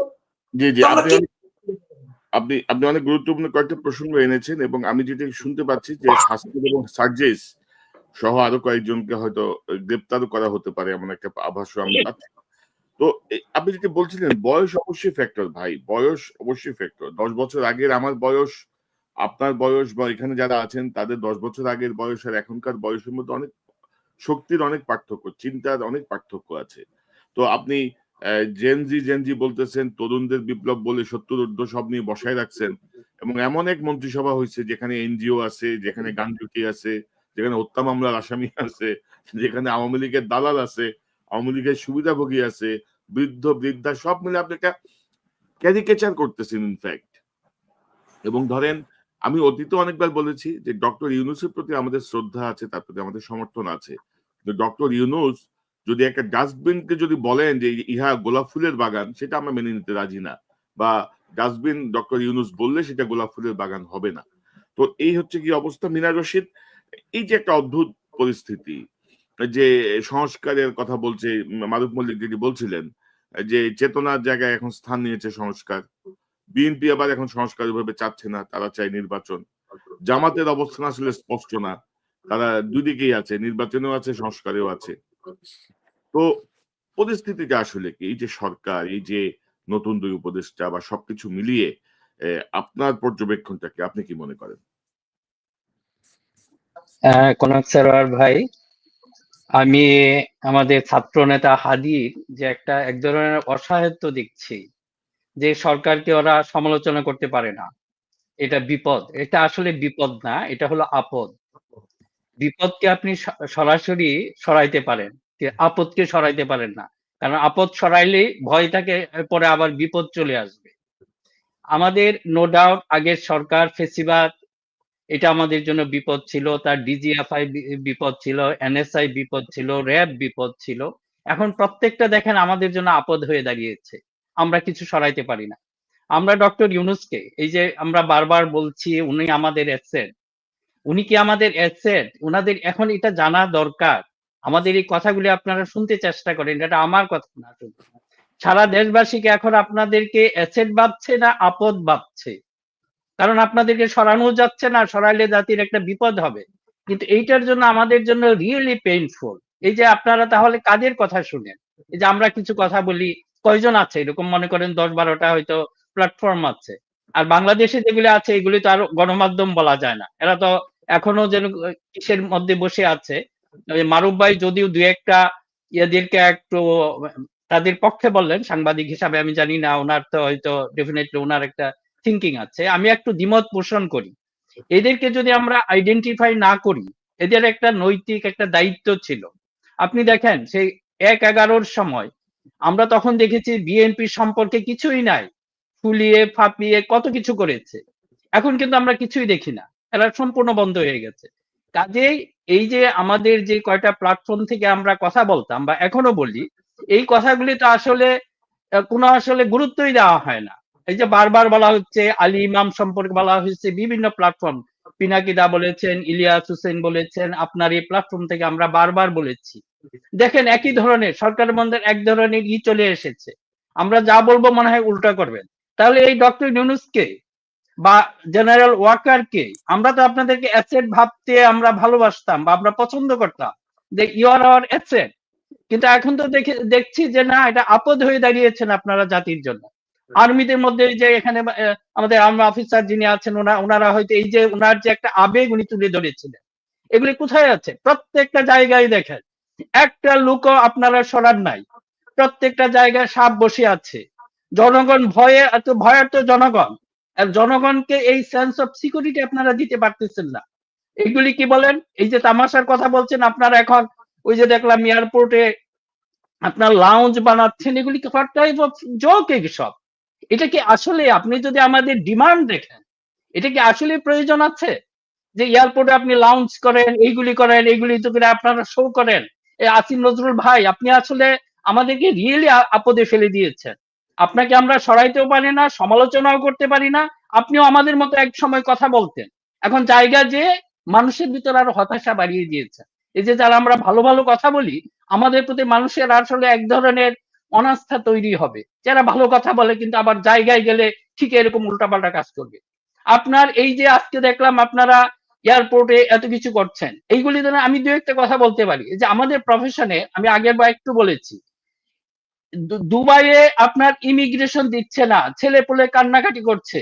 আর আমাদের প্রফেশন সম্পর্কে একটু বলি, 18-20 হাজার মেরিনার বা সি ফেয়ারাররা $600 মিলিয়ন বছরে নিয়ে আসছে। এখন যদি এইগুলিরে আপনারা এই ধরনের মানে আরো জটিলতার মধ্যে ফেলেন, এরা তো কাজ করতে পারবে না। বারবার বলা হচ্ছে, এই যে আমাদের শিপিং যে আপনার উপদেষ্টা ছিলেন, উনি বারবার আশ্বাস দিচ্ছেন যে আমরা এই কাজগুলি করব, আপনারা সেটা করেন নাই। এই ইমিগ্রেশনের ব্যাপারে ইউএইতে ইমিগ্রেশনের জটিলতায় কিছু করেন না, বারবার শুধু আশ্বাস দিচ্ছেন। আর এখানে লাউঞ্জ করেন, এইসব করেন, এগুলো হচ্ছে কি অকাজ শুরু করে দিয়েছেন প্রত্যেকটা জায়গায়। এখন মনে করেন লোকজন আপনাদের কাছে চাচ্ছে কি একটা সেন্স অফ সিকিউরিটি। তো মিনার ভাই, আপনি বিএনপিকেও খুব ক্লোজলি অবজার্ভ করেন, জামাতকেও অবজার্ভ করেন, তো কি মনে করেন আপনি এই দুইটা দলের অবস্থান? না, আমি সেটাই আসছি। দেখেন আমাদের টোটাল ফেইলিউরটা কোন জায়গায়। এখন মনে করেন এই সরকার কেন এই অবস্থায় আছে, আমাদের কথা সেটা না। যে মেইন স্টেক হোল্ডার ছিল পলিটিক্যাল পার্টি। আমি বারবার বলছি, এটা কোনো দলের প্রতি আমার বিশেষ এর জন্য বলছি না। আমি এখনো বলছি বারবার, বিএনপিকে একই কথা বলি যে আপনারা কেন নিজেদের ভিতরে একটা মিনিমাম আন্ডারস্ট্যান্ডিং করেন। এটা মানে না দুই দল মিশে যেতে হবে, এটারে বলা হয় যে হারমোনি ইন ডাইভার্সিটি। যে আপনারা অন্তত মিনিমাম একটা সম্পর্ক রাখেন। এরা জানে, সরকার যদি জানতো আজকে জামাত এবং বিএনপি তাদের ভিতরে একটা ভালো সম্পর্ক আছে, বা এবং বিএনপি জামাত এই পলিটিক্যাল পার্টির সাথে ছাত্র সমন্বয়কদের মধ্যে একটা ভালো সম্পর্ক আছে, এই সরকার সাহস করতো না। এই যে আলী ইমামকে আমি দেখেছি বিএনপি লিডাররা বলেছেন, বারবার এটা নাম উচ্চারণ করেছেন। জামাতের ব্যাপারে আমি জানি না, জামাতের ব্যাপারে মনে হয় না, আমি পার্সোনালি যাদের সাথে কথা বলেছি দে আর নট অলসো হ্যাপি। তাহলে এই লোকগুলি থাকে কেন? এই যে আজকে আপনার মনে করেন এখন সার্জিৎ বা ছাত্র সমন্বয়করা বলছে they are not happy with this new appointment, তাহলে এটা হলো কিভাবে? এখন এই জন্য কনক ভাই, আমি যে কথাটা বলবো, এখনো আমি বিএনপি এবং যতই হোক, হঠাৎ করে বুদবুদের মতো কিছু মানুষ আসলো, আমরা এদেরকে চিনি না, they are not the stakeholder, আমি এটা বলবো, তাদেরকে এখন আমাদের দেখতে হবে। কিন্তু যে আমাদের প্রতিষ্ঠিত রাজনৈতিক দলগুলি রয়েছে, বিএনপি আছে, জামাত আছে এবং অন্যান্য দলগুলো আছে, ফর দ্য আল্লাহর ওয়াস্তে আপনাদেরকে বলছি, আপনারা একটা মিনিমাম সম্পর্ক বজায় রাখেন। এটা মানে না হ্যাঁ এক সময় আপনারা হয়তো প্রতিদ্বন্দ্বিতা করবেন, একজন আরেকজনের প্রতিদ্বন্দ্বী হবে। এখন এটা সমস্যা কি, বিএনপি লিডার যদি আজকে ফোন করে আর জামাতের লিডারকে একটু কথা বলে, আপনার শরীর তো কিছু হয়ে যাবে না ভাই। এই কাজগুলি আপনারা কেন করেন না? আমি যতটুকু জানি এখন পর্যন্ত ওরা স্বাভাবিক একটা সম্পর্ক নাই। It is really unfortunate. এটা বিএনপি এবং আওয়ামী লীগের মধ্যে যে সম্পর্ক ছিল, এখন বিএনপি এবং জামাতের মধ্যে কাছাকাছি হয়ে যাচ্ছে। এখন আমরা যদি বলি, আমাদেরকে বলে না আমার কোনো একটা বিশেষ গ্রুপকে আমি রিপ্রেজেন্ট করি না, আমি দেশের স্বার্থে আপনাদেরকে বলছি। আপনারা কিসের জন্য কথা বলতে, এখন যদি মনে করেন তারেক রহমান একটা ফোন করে ডক্টর শফিককে বলেন, এটার জন্য কি কাউকে আপনার দায়ী করতে হবে? আপনাদের সম্পর্কটা স্বাভাবিক করেন, সম্পর্ক স্বাভাবিক করেন, দেখেন এটা কিভাবে কাজ করে। মানে মিনার ভাই ধরেন অন্তর্বর্তীকালীন সরকার ঢিমের তালে চাচ্ছে তাদের সময় যত লম্বা হয় তত ভালো। জি জি, এরা গাড়িতে ডুইং নাথিং। প্রোটোকল থাকবে, হুমহাম হবে। বিএনপি না চাচ্ছে না দ্রুত ক্ষমতায় যাওয়া যায়। জামাত আবার উভয়ের মধ্যে মাঝখানে একটা অন্য রকমের না কনক ভাই, এটাকে আমি করি না। বিএনপি যদি চায়, সে চাওয়াটাই দরকার। এবং আমরা একটা ভুল করে ফেলেছি, যে আমরা ডক্টর ইউনূসকে ইনডিসপেন্সিবল ভেবে বসেছি, যে ওনাকে ছাড়া আমাদের চলবে না। এটা কিন্তু খেয়াল করেন, আল্লাহ কোনো একটা জাতির ভিতরে শুধু একজন ডক্টর ইউনূস দেয় নাই, আর ডক্টর ইউনূসের জন্য এই পরিবর্তন আসে নাই। আপনার খেয়াল করতে হবে, আল্লাহর উপর পূর্ণ আস্থা বিশ্বাস এবং জনগণ যদি নেমে যায়, ইনশাল্লাহ কোনো কিছুই হবে না। আমার অনুরোধ এখনো, পলিটিক্যাল পার্টিগুলি আপনারা একসাথে হন এবং আপনারা ক্রিয়েট করেন। এটা আপনি এই সরকার যদি মনে করেন 3 মাসও থাকে, 3 মাস আমাদের ন্যাশনাল সিকিউরিটি বলে একটা বিষয় আছে। আপনাকে আমি আজকে ভিডিও পাঠিয়েছি একটা ফেসবুকে, ইন্ডিয়ান থেকে ওরা বলছে ওরা চিটাগাং দখল করে নিবে। এইটা কিন্তু প্রত্যেক, আপনি যদি ইয়ার ভিতর দিয়ে দেন, অনেকে দেখতে পারবে। ওদের এইটা বিজেপির একটা মনের ধারণা, ওরা যদি চিটাগাং দখল করে ইন্ডিয়ার সাথে করে দিবে, যে কোনো সময় আমাদেরকে দুর্বল ভাবলে এটা করবে। কাজে এই সরকারকে দুর্বল রাখা, এটা আমাদের জাতীয় নিরাপত্তার জন্য খুবই হুমকি স্বরূপ। কাজে বিএনপি এবং মিনার ভাই, আমি মনে করি যে ধরেন এই সরকারের যে অ্যাটিটিউড আর কি, সরকারের যে ভাবভঙ্গি বা যে কার্যক্রম, সেই কার্যক্রমকে বিএনপির যে পর্যবেক্ষণ, তারা যেটি বুঝতে পারছে, তার কারণেই তারা চাপ দিচ্ছে যত দ্রুত নির্বাচন হোক। এক্স্যাক্টলি এটাই হওয়া উচিত। দেখেন আমরা সবসময় কিন্তু তার আস্থা হারিয়েছে, আমি বলবো সরকার ইতিমধ্যেই তার আস্থা হারিয়েছে। না, সরকার যেটা হয়েছে এখন দেখেন, ভাই, কনক ভাই, আমাদের যেটা করতে হবে, এই সরকার ফেল হোক সেটাও আমরা চাই না। সরকারের একদিনও যদি থাকে, এটা অবশ্যই আমাদের এটা মনিটর করতে হবে। সরকারকে দুর্বল হতে দেওয়া যাবে না। যে কাজগুলি করেছে, উই আর নট হ্যাপি। এখন তাদেরকে এই চাপগুলি ক্রিয়েট করতে হবে। 3 সমন্বয়ক আছেন, আমিও পরামর্শ দিয়েছি, আপনারা দরকার পড়লে এই সরকারকে চাপ ক্রিয়েট করেন। সরকার মানে আপনাদেরই সরকার। এই যে যাদের নিয়ে মানুষের আপত্তি আছে, আইদার ওরা থাকবে না হয় আপনারা থাকবেন। আপনাদের তো রাস্তায় যাওয়ার দরকার নাই, আপনারা জাস্ট এই কথাটা বলেন, দেখুন সরকার করতে বাধ্য হবে। জি, এবং কি সাথে জি মিনার ভাই, জি বলেন, শেষ করেন। জি না, একই সাথে আমি আবারও বলছি যে আমাদের পলিটিক্যাল ফোর্স গুলি যেহেতু আছে, আপনারা একটা মিনিমাম ইস্যুতে একসাথে হন। অন্তত পক্ষে সরকারের কাছে এই মেসেজ পাঠান যে আমরা ইউনাইটেড, ফর দা জাতির স্বার্থে আমরা ইউনাইটেড। এটা খুব জরুরি। ওইটাই তো। ধরেন মেজর সাফায়াত, অনেক কথা শুনতে পাচ্ছি। কেউ বলছেন যে কেউ কেউ সিসি হতে চায়, সিসি বানানো হবে কাউকে কাউকে। তারপরে আপনার ধরেন ম্যাজিস্ট্রেসি পাওয়ার নিয়ে সেনাবাহিনী রাজপথে আছে এখনো, এবং ধরেন এটা বিস্ময়কর ক্ষমতা দেওয়া হয়েছে। অর্থাৎ আজকে যে ছেলেটা সেকেন্ড লেফটেন্যান্ট হয়ে কমিশন পেল, তারও কিন্তু ম্যাজিস্ট্রেসি পাওয়ার আছে। তো এরকম একটা সিচুয়েশনে আইন শৃঙ্খলা বা রাস্তাঘাটের যে পরিস্থিতি, বা ধরেন ট্রাফিক বলেন, দ্রব্যমূল্য বলেন, সিন্ডিকেট বলেন, কোথাও কোনো অ্যাক্টিভ ভূমিকা দেখছি না আমরা। তো একজন আর্মি অফিসার হিসেবে আপনি কি মনে করেন যে এটা কি পরিকল্পিতভাবে কি ব্যর্থতার দিকে নিয়ে যাওয়ার চেষ্টা চলছে? বা আপনি যে ইউনিফর্মের প্রতি আপনার যে ভালোবাসা, যেই আবেগ আমি শুরুতেই দেখিয়েছি আপনার সাবেক একটা বক্তব্য থেকে। তো এই আবেগটা কি আপনার আপনার যারা সহকর্মী, জুনিয়র, সিনিয়র বা ব্যাচমেট তাদের মধ্যে কি এই আবেগটা কাজ করছে না এখনো? না তারাও হাত গুটিয়ে ফেলেছেন? এরকম একটা বিপ্লবে যারা স্টেক হোল্ডার, গুরুত্বপূর্ণ স্টেক হোল্ডার তারা কি আ মানে পিছু হটেছেন বা কি মনে করেন আপনার পর্যবেক্ষণটা কি সংক্ষেপে? আচ্ছা, ধন্যবাদ কনক ভাই। আমি একটু আমাকে সময় দিতে হবে কারণ আপনার এই পয়েন্টটাও আমি কভার করব এবং এছাড়া আমাদের বাকি আলোচকরা যে কয়েকটা পয়েন্ট বলেছেন ওখানে আমি আমার ২-১ টা ইনপুট আমি একটু এড করব। তো ফার্স্টে আপনার যে পয়েন্টটা আপনি বললেন আমি ওখান থেকেই শুরু করি। আহ, এই যে ম্যাজিস্ট্রেসি পাওয়ারের কথা বললেন, ম্যাজিস্ট্রেসি পাওয়ারটা সম্ভবত প্রথমে দেয়া হয়েছিল ২ মাসের একটা একটা একটা সুনির্দিষ্ট একটা সময় ২ মাসের জন্য, এবং এটা আমি যতদূর জানি ভেতরের মানে ইন্টারনালি আমি যেটা জানতাম যেটা দেয়া হয়েছিল মূলত দুর্গাপূজাকে টার্গেট করে, যে সামনে যেহেতু দুর্গাপূজা আছে এবং আমাদের অনেক রকমের রিপোর্ট ছিল, ইন্টেলিজেন্স রিপোর্ট ছিল যে নাশকতামূলক কর্মকাণ্ড ঘটানোর চেষ্টা হবে, মন্দিরে হামলা ভাঙচুর, হিন্দু বিভিন্ন বাড়িগুলোতে বা আশ্রমগুলোতে ভাঙচুর, এই জাতীয় নাশকতার একটা আশঙ্কা ছিল, ইন্টেলিজেন্স রিপোর্ট ছিল। এবং সেই কারণেই হচ্ছে গিয়ে তখন এরকমের একটা তাড়াহুড়া করে তখন দেয়া হয়। এখন একটা ব্যাপার কি দেখেন, আমার যতদূর জানা মতে ম্যাজিস্ট্রেসি পাওয়ার সর্বশেষ হচ্ছে গিয়ে সম্ভবত 111 এর ওই সময়টাতে দেয়া হয়েছিল, এবং এরপরে একটা লম্বা সময়, আজকে কত প্রায় তো ১৭ বছর, তাই না, ১৬-১৭ বছর হয়ে গেছে। দেখেন ১৬-১৭ বছর কিন্তু একটা লম্বা সময়। এই ১৬-১৭ বছর এখন আমি যদি এভাবে চিন্তা করি যে তখন I was A freshly commission second lieutenant.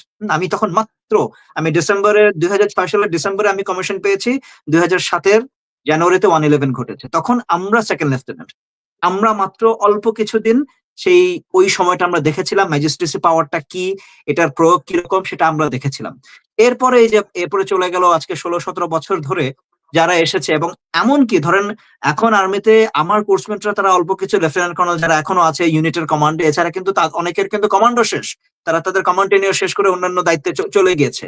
অর্থাৎ আমাদেরও জুনিয়ররা যারা এখন লেফটেন্যান্ট কর্নেল হিসেবে যারা বিভিন্ন ডিস্ট্রিক্ট লেভেলে ব্যাটালিয়ন কমান্ড করছে, তাদেরও কিন্তু সেই অভিজ্ঞতাটা নাই যে আমি ম্যাজিস্ট্রেসি পাওয়ার যে পেলাম, এই পাওয়ারের আমার কতটুকু ক্ষমতা আছে, আমি কি কি করতে পারবো, বা আমার যদি আমি একটা কাজ করি সেটার জন্য আমার কি কি লিগ্যাল কভারেজ আমার আছে, আমার কি কি প্রোটেকশন আছে, এই জাতীয় কিন্তু আমি বলবো আমি আমার নিজের অভিজ্ঞতা থেকে দেখেছি অধিকাংশ অফিসারদেরই, মানে এটা আমি শুধু বলছি যারা গ্রাউন্ড লেভেলে একদম সিনিয়র মেজর্স বা লেফটেন্যান্ট কর্নেল আমি তাদের কথা বলছি, যারা আরো জুনিয়র ক্যাপ্টেন লেফটেন্যান্ট তাদের তো আরো নাই। এবং এটার ব্যাপারে কিন্তু তাদেরকে দেখেন, আমাদের তো এই রকমের পরিস্থিতির জন্য তো আমরা সবসময় উই আর নট ট্রেন্ড। কারণ আমি যদি এভাবে চিন্তা করি যে আজকে যে আর্মির যে ডেপ্লয়মেন্টটা, বা শুধু আর্মি না, ৩ বাহিনীর যে ডেপ্লয়মেন্ট, বিভিন্ন একদম গ্রাউন্ড লেভেলের যে ডেপ্লয়মেন্ট, এটা কিন্তু কখন হয়েছিল? ডেপ্লয়মেন্টটা হয়েছিল তাড়াহুড়া করে সেই আমাদের জুলাই আন্দোলনের সময় তাদেরকে কারফিউ এনফোর্স করার জন্য আর্মি নামানো হলো, এটা কিন্তু এই পারপাসে নামানো হয় নাই। সেই যে তাদেরকে নামানো হয়েছিল এরপরে কিন্তু তারা আর ক্যান্টনমেন্টে ফেরত যায় নাই। সুতরাং আপনি যে প্ল্যানিং করে তাদেরকে ট্রেন করবেন, তাদেরকে বিভিন্ন জায়গাতে ক্লাস নেবেন, আমাদের অফিসারদের কি কি পাওয়ার, সৈনিকদের কি কি পাওয়ার, ম্যাজিস্ট্রেট পাওয়ারটা কি, এখানে কি কি করা যায়, কি কি করা যাবে না, কি কি কভারেজ আছে, এই সংক্রান্ত কিন্তু কোন রকমের প্রিপারেশন তাদের ছিল না। এবং এরপরে যখন তারা ডেপ্লয়মেন্টে চলে গেল, এখন তো তারা এত ব্যস্ত, তাদের উপরে কাজের এত প্রেশার, তাদেরকে তো আপনি সেইভাবে সেই সুযোগটাও কিন্তু হয় নাই। এটা গেল একটা। নাম্বার 2, আপনি যেটা বলছিলেন এটার প্রয়োগ হচ্ছে না, তার কারণ, এবং এটা কিন্তু আমি আগেও বললাম, আপনি এখনো বিভিন্ন জায়গাতে সেই আগের বসানো লোকগুলোই রয়ে গিয়েছে। আমি রিসেন্ট একটা খবর পেলাম যে ঠিক আছে, রিসেন্টলি উপরের লেভেলে আমাদের হয়তো জিওসি লেভেলে কিছু পরিবর্তন এসেছে, যে এখন আমরা ধারণা করছি যে ঠিক আছে, ওনারা যেহেতু বুঝতে পারছেন পরিবর্তিত পরিস্থিতিতে এখন ওনারা হয়তো নিজেদেরকে সেইভাবেই ওনারা পরিচালনা করবেন। কিন্তু স্টিল আপনারা দেখবেন যে ইন বিটুইন, কারণ আমি গ্রাউন্ড লেভেলে বেশ কয়েকটা জায়গা থেকে, ধরেন আমি আমার সাময়িক যারা লেফটেন্যান্ট কর্নেল বা সিনিয়র মেজর যারা আছে, বা যারা ধরেন এখন ব্যাটালিয়ন কমান্ড করছে, আমি তাদের কাছ থেকেও, তাদের সাথেও আমি কথা বলি, আবার জুনিয়র একদম ক্যাপ্টেন লেফটেন্যান্ট তাদের সাথেও আমার অনেকের সাথে আমার কথাবার্তা হয়। তো সবার এবং যেটা হচ্ছে যে এখন খুবই ইন্টারেস্টিং একটা জিনিস আমি খেয়াল করলাম, যে উপর লেভেল থেকে যারা জিওসি লেভেলে, ওনারাও হয়তো আদেশ দিচ্ছেন যে না, আমরা চাই তোমরা প্রোঅ্যাক্টিভ হও, তোমরা কাজ করো, তোমরা হচ্ছে গিয়ে সন্ত্রাস বিরোধী অভিযান বা অন্যান্য যে সমস্ত অভিযানগুলো হচ্ছে তোমরা এখানে প্রোঅ্যাক্টিভলি কাজ করো। কিন্তু এই আদেশগুলা মাঝপথে কোথায় জানি ফিল্টার আউট হয়ে যাচ্ছে। এটা আমি একটা খুবই অ্যালার্মিং একটা খবর আমি পেলাম যে মাঝপথে, অর্থাৎ মাঝখানে যে ধরেন তাদের সিনিয়র স্টাফ যারা বা ব্রিগেড কমান্ডার লেভেলে যারা, ব্রিগেডিয়ার বা ফুল কর্নেল, এবং এনাদের কিন্তু একটা বড় লট হচ্ছে গিয়ে সব ওই আপনার হাসিনার যারা হচ্ছে গিয়ে হাসিনার আমলে সুবিধাপ্রাপ্ত যেই মানুষগুলো, এরা কিন্তু এখনো বহাল তবিয়তে আছে। আমি বারবার সাভারের কথাটা বলি কারণ সাভারটা যেহেতু অনেক দিক থেকেই গুরুত্বপূর্ণ। সাভার হচ্ছে গিয়ে ঢাকা সবচেয়ে কাছের ডিভিশন। সাভার হচ্ছে গিয়ে সরাসরি আমাদের যে ইন্ডাস্ট্রিয়াল যে পাওয়ার হাউস বা আমাদের যে ইকোনমিক লাইফ লাইন, সেটার সাথে সরাসরি সাভারের ডিভিশনটা জড়িত। এই জন্য আমি বারবার এদের কথা বলি। হ্যাঁ, যে কারণ আপনি যদি দেখেন, আপনি জিওসি থেকে শুরু করে ব্রিগেড কমান্ডার লেভেলে দেখবেন এখনো হাসিনার অত্যন্ত বিশ্বস্ত লোকজন এখনো বিভিন্ন জায়গাতে রয়ে গিয়েছে। তো এদেরকে রেখে আপনি, কারণ এবং এদের কারণেই কিন্তু দেখা যায় এই ধরনের মানুষগুলো, আমি শুধু সাভারের উদাহরণ দিচ্ছি, এই ধরনের আপনি মানুষ এখন অন্যান্য জায়গাতেও পাবেন, আপনি কুমিল্লাতেও পাবেন, আপনি যশোরে পাবেন, আপনি বগুড়াতে পাবেন, সব জায়গাতেই পাবেন, যে এদের কারণে ফিল্টার আউট হয়ে যায়। তো যার কারণে অনেক আদেশ নিচ পর্যন্ত আসে না। লেফটেন্যান্ট ক্যাপ্টেনরা তারা দেখা যায় যে তাদেরকে ওই আলটিমেটলি সেই রুটিন কাজকর্ম ছাড়া তাদেরকে অন্য কোনো কিছু করতে দেওয়া হয় না।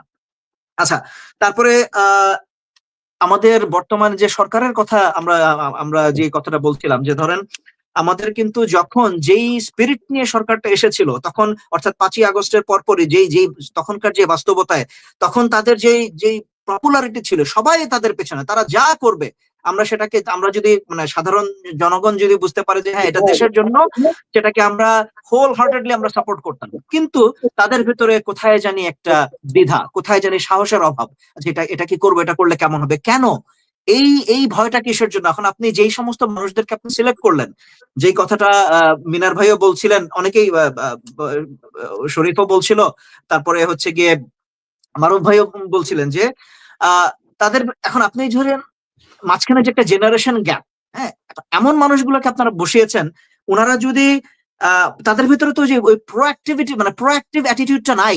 আপনি তো ঢাকায় আপনার এটা তো ওনাদের তো এখন এই বর্তমান পরিস্থিতিতে এটা তো it's not like a 9 to 5 job যে আচ্ছা ঠিক আছে, হ্যাঁ আমি খুব সততার সাথে আমি কাজ করছি, সকালবেলা 9টার সময় যাচ্ছি, 5টা পর্যন্ত আমি অনেক কাজ করছি, মিটিং করছি। নো, এটা তো হয় না। কারণ আপনি দেখেন, আপনাকে অনেক জায়গাতে গ্রাউন্ডে যেতে হবে। আমাদের ল অ্যান্ড অর্ডারের কথা যদি আমরা বলি, আমাদের যে পার্বত্য চট্টগ্রামে দীঘিনালতে এত কিছু হয়ে গেল, এত ঘটনা ঘটে গেল, স্বরাষ্ট্র উপদেষ্টা একটাবার গিয়েছেন? আপনি তো ঢাকায় বসে থেকে তো আপনি অনেক কিছু মানে কিছু জিনিস আপনাকে দেখাতে হবে, আপনাকে ভিজিবল, মানে একটা জিনিস আপনি কাজ করছেন, দ্যাটস ওয়ান থিং। 2 নাম্বার হচ্ছে সেই কাজটা দেখানো, আপনাকে তো মানুষকে সেটা বুঝতে হবে, জনগণকে বুঝতে হবে যে হ্যাঁ আমাদের একটা সরকার আছে, সেই সরকারের দায়িত্বপ্রাপ্ত মানুষগুলো আছে এবং ওরা কাজ করছে। তো উনি কি গিয়েছেন? উনি তো যান নাই। তো এই জিনিসগুলো যদি না ঘটে, তাহলে মানে আপনাকে যে গ্রাউন্ড লেভেলের কোঅর্ডিনেশন গুলা, গ্রাউন্ডে যে আপনাকে গ্রাউন্ডে গিয়ে তো তাদের ওখানকার যারা দায়িত্বপ্রাপ্ত যারা, সেটা হোক পুলিশ হোক আর্মি, তাদের সাথে তো কথা বলতে হবে, তাদের গ্রাউন্ড রিয়েলিটিটা আপনাকে বুঝতে হবে, তাদের কি সমস্যা, সেই সমস্যাটা তো সরাসরি তাদের সাথে কথা বলে। কারণ ওই যেটা বললাম যে মাঝপথে এই যে চেইনের ভিতরে, আমি যে কথাটা 5ই আগস্টেও আপনি যে ক্লিপটা প্লে করলেন কনক ভাই, আমি বলছি যে রন্ধ্রে রন্ধ্রে এদের মানুষগুলো এমন ভাবে মিশে আছে, এরাই তো ফিল্টার আউট করে দেয়, এরাই তো নিচের কথাটাকে উপর পর্যন্ত যেতে দেয় না, উপরের পজিটিভ আদেশগুলোকে নিচ পর্যন্ত আসতে দেয় না, কারণ মাঝপথে এরা রন্ধ্রে রন্ধ্রে বসে আছে, তারা ফিল্টার আউট করে দিচ্ছে। জি,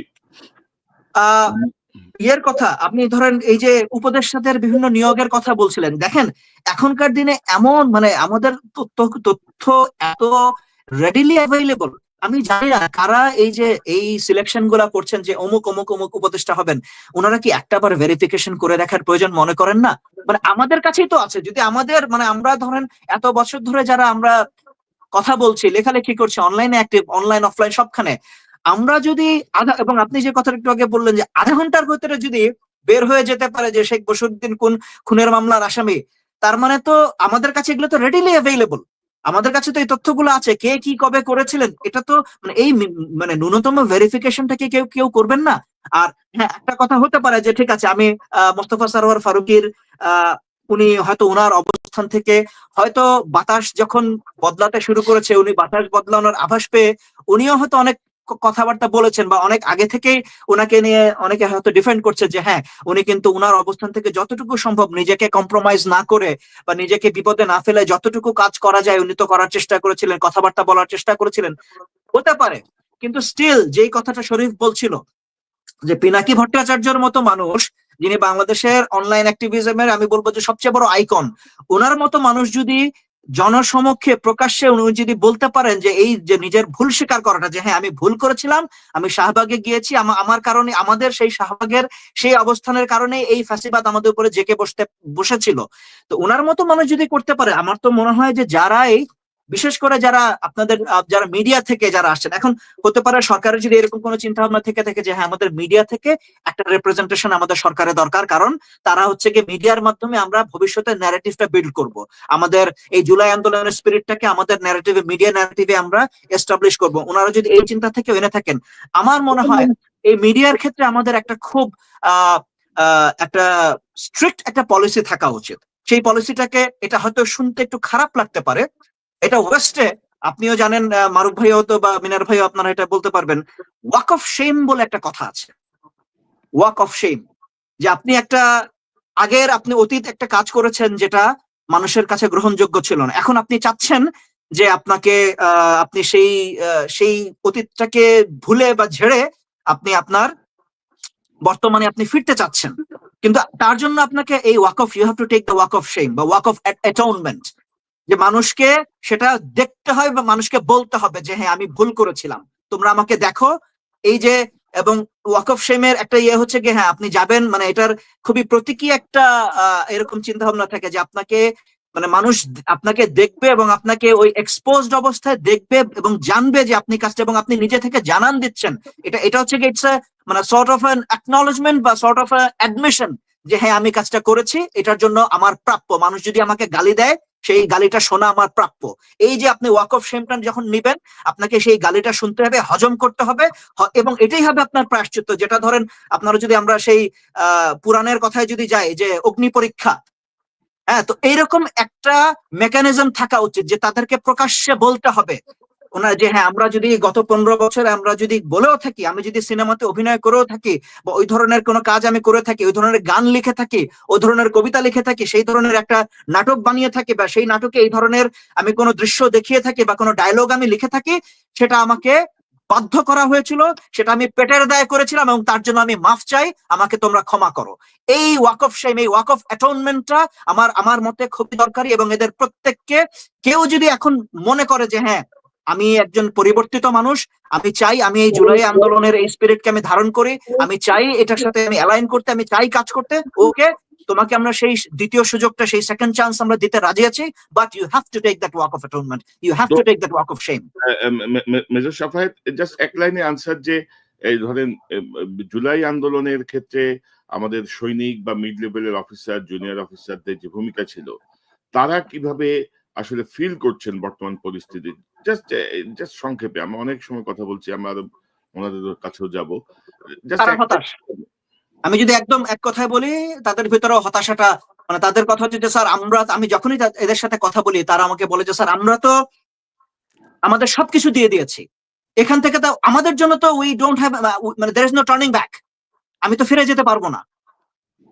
এখন যদি আমরা এটা যদি মানে সফল না হয়, মানে আমি এখানে জনগণের কথা বলছি, যে যেই ছেলেটা চোখ হারিয়েছে সেই ছেলেটা যদি বলে যে আমার চোখ ফেরত দেন, আমি আমার চোখ হারাই, আমি তো এই হাসিনার দোসরদেরকে আবার মানে রিহেবিলিটেট করার জন্য, রিএস্টাবলিশ করার জন্য আমি আমার চোখ হারাই নাই, আমার চোখ ফেরত দেন, আমার পা ফেরত দেন। বা যেই ছেলেটা বা যেই মাটা তার ছেলেকে বা মেয়েকে হারিয়েছে, সেই মা যদি বলে যে আমার ছেলেকে ফেরত দাও, আমার মেয়েকে ফেরত দাও, আমি তো এর জন্য আমার ছেলে বা মেয়েকে হারাই নাই।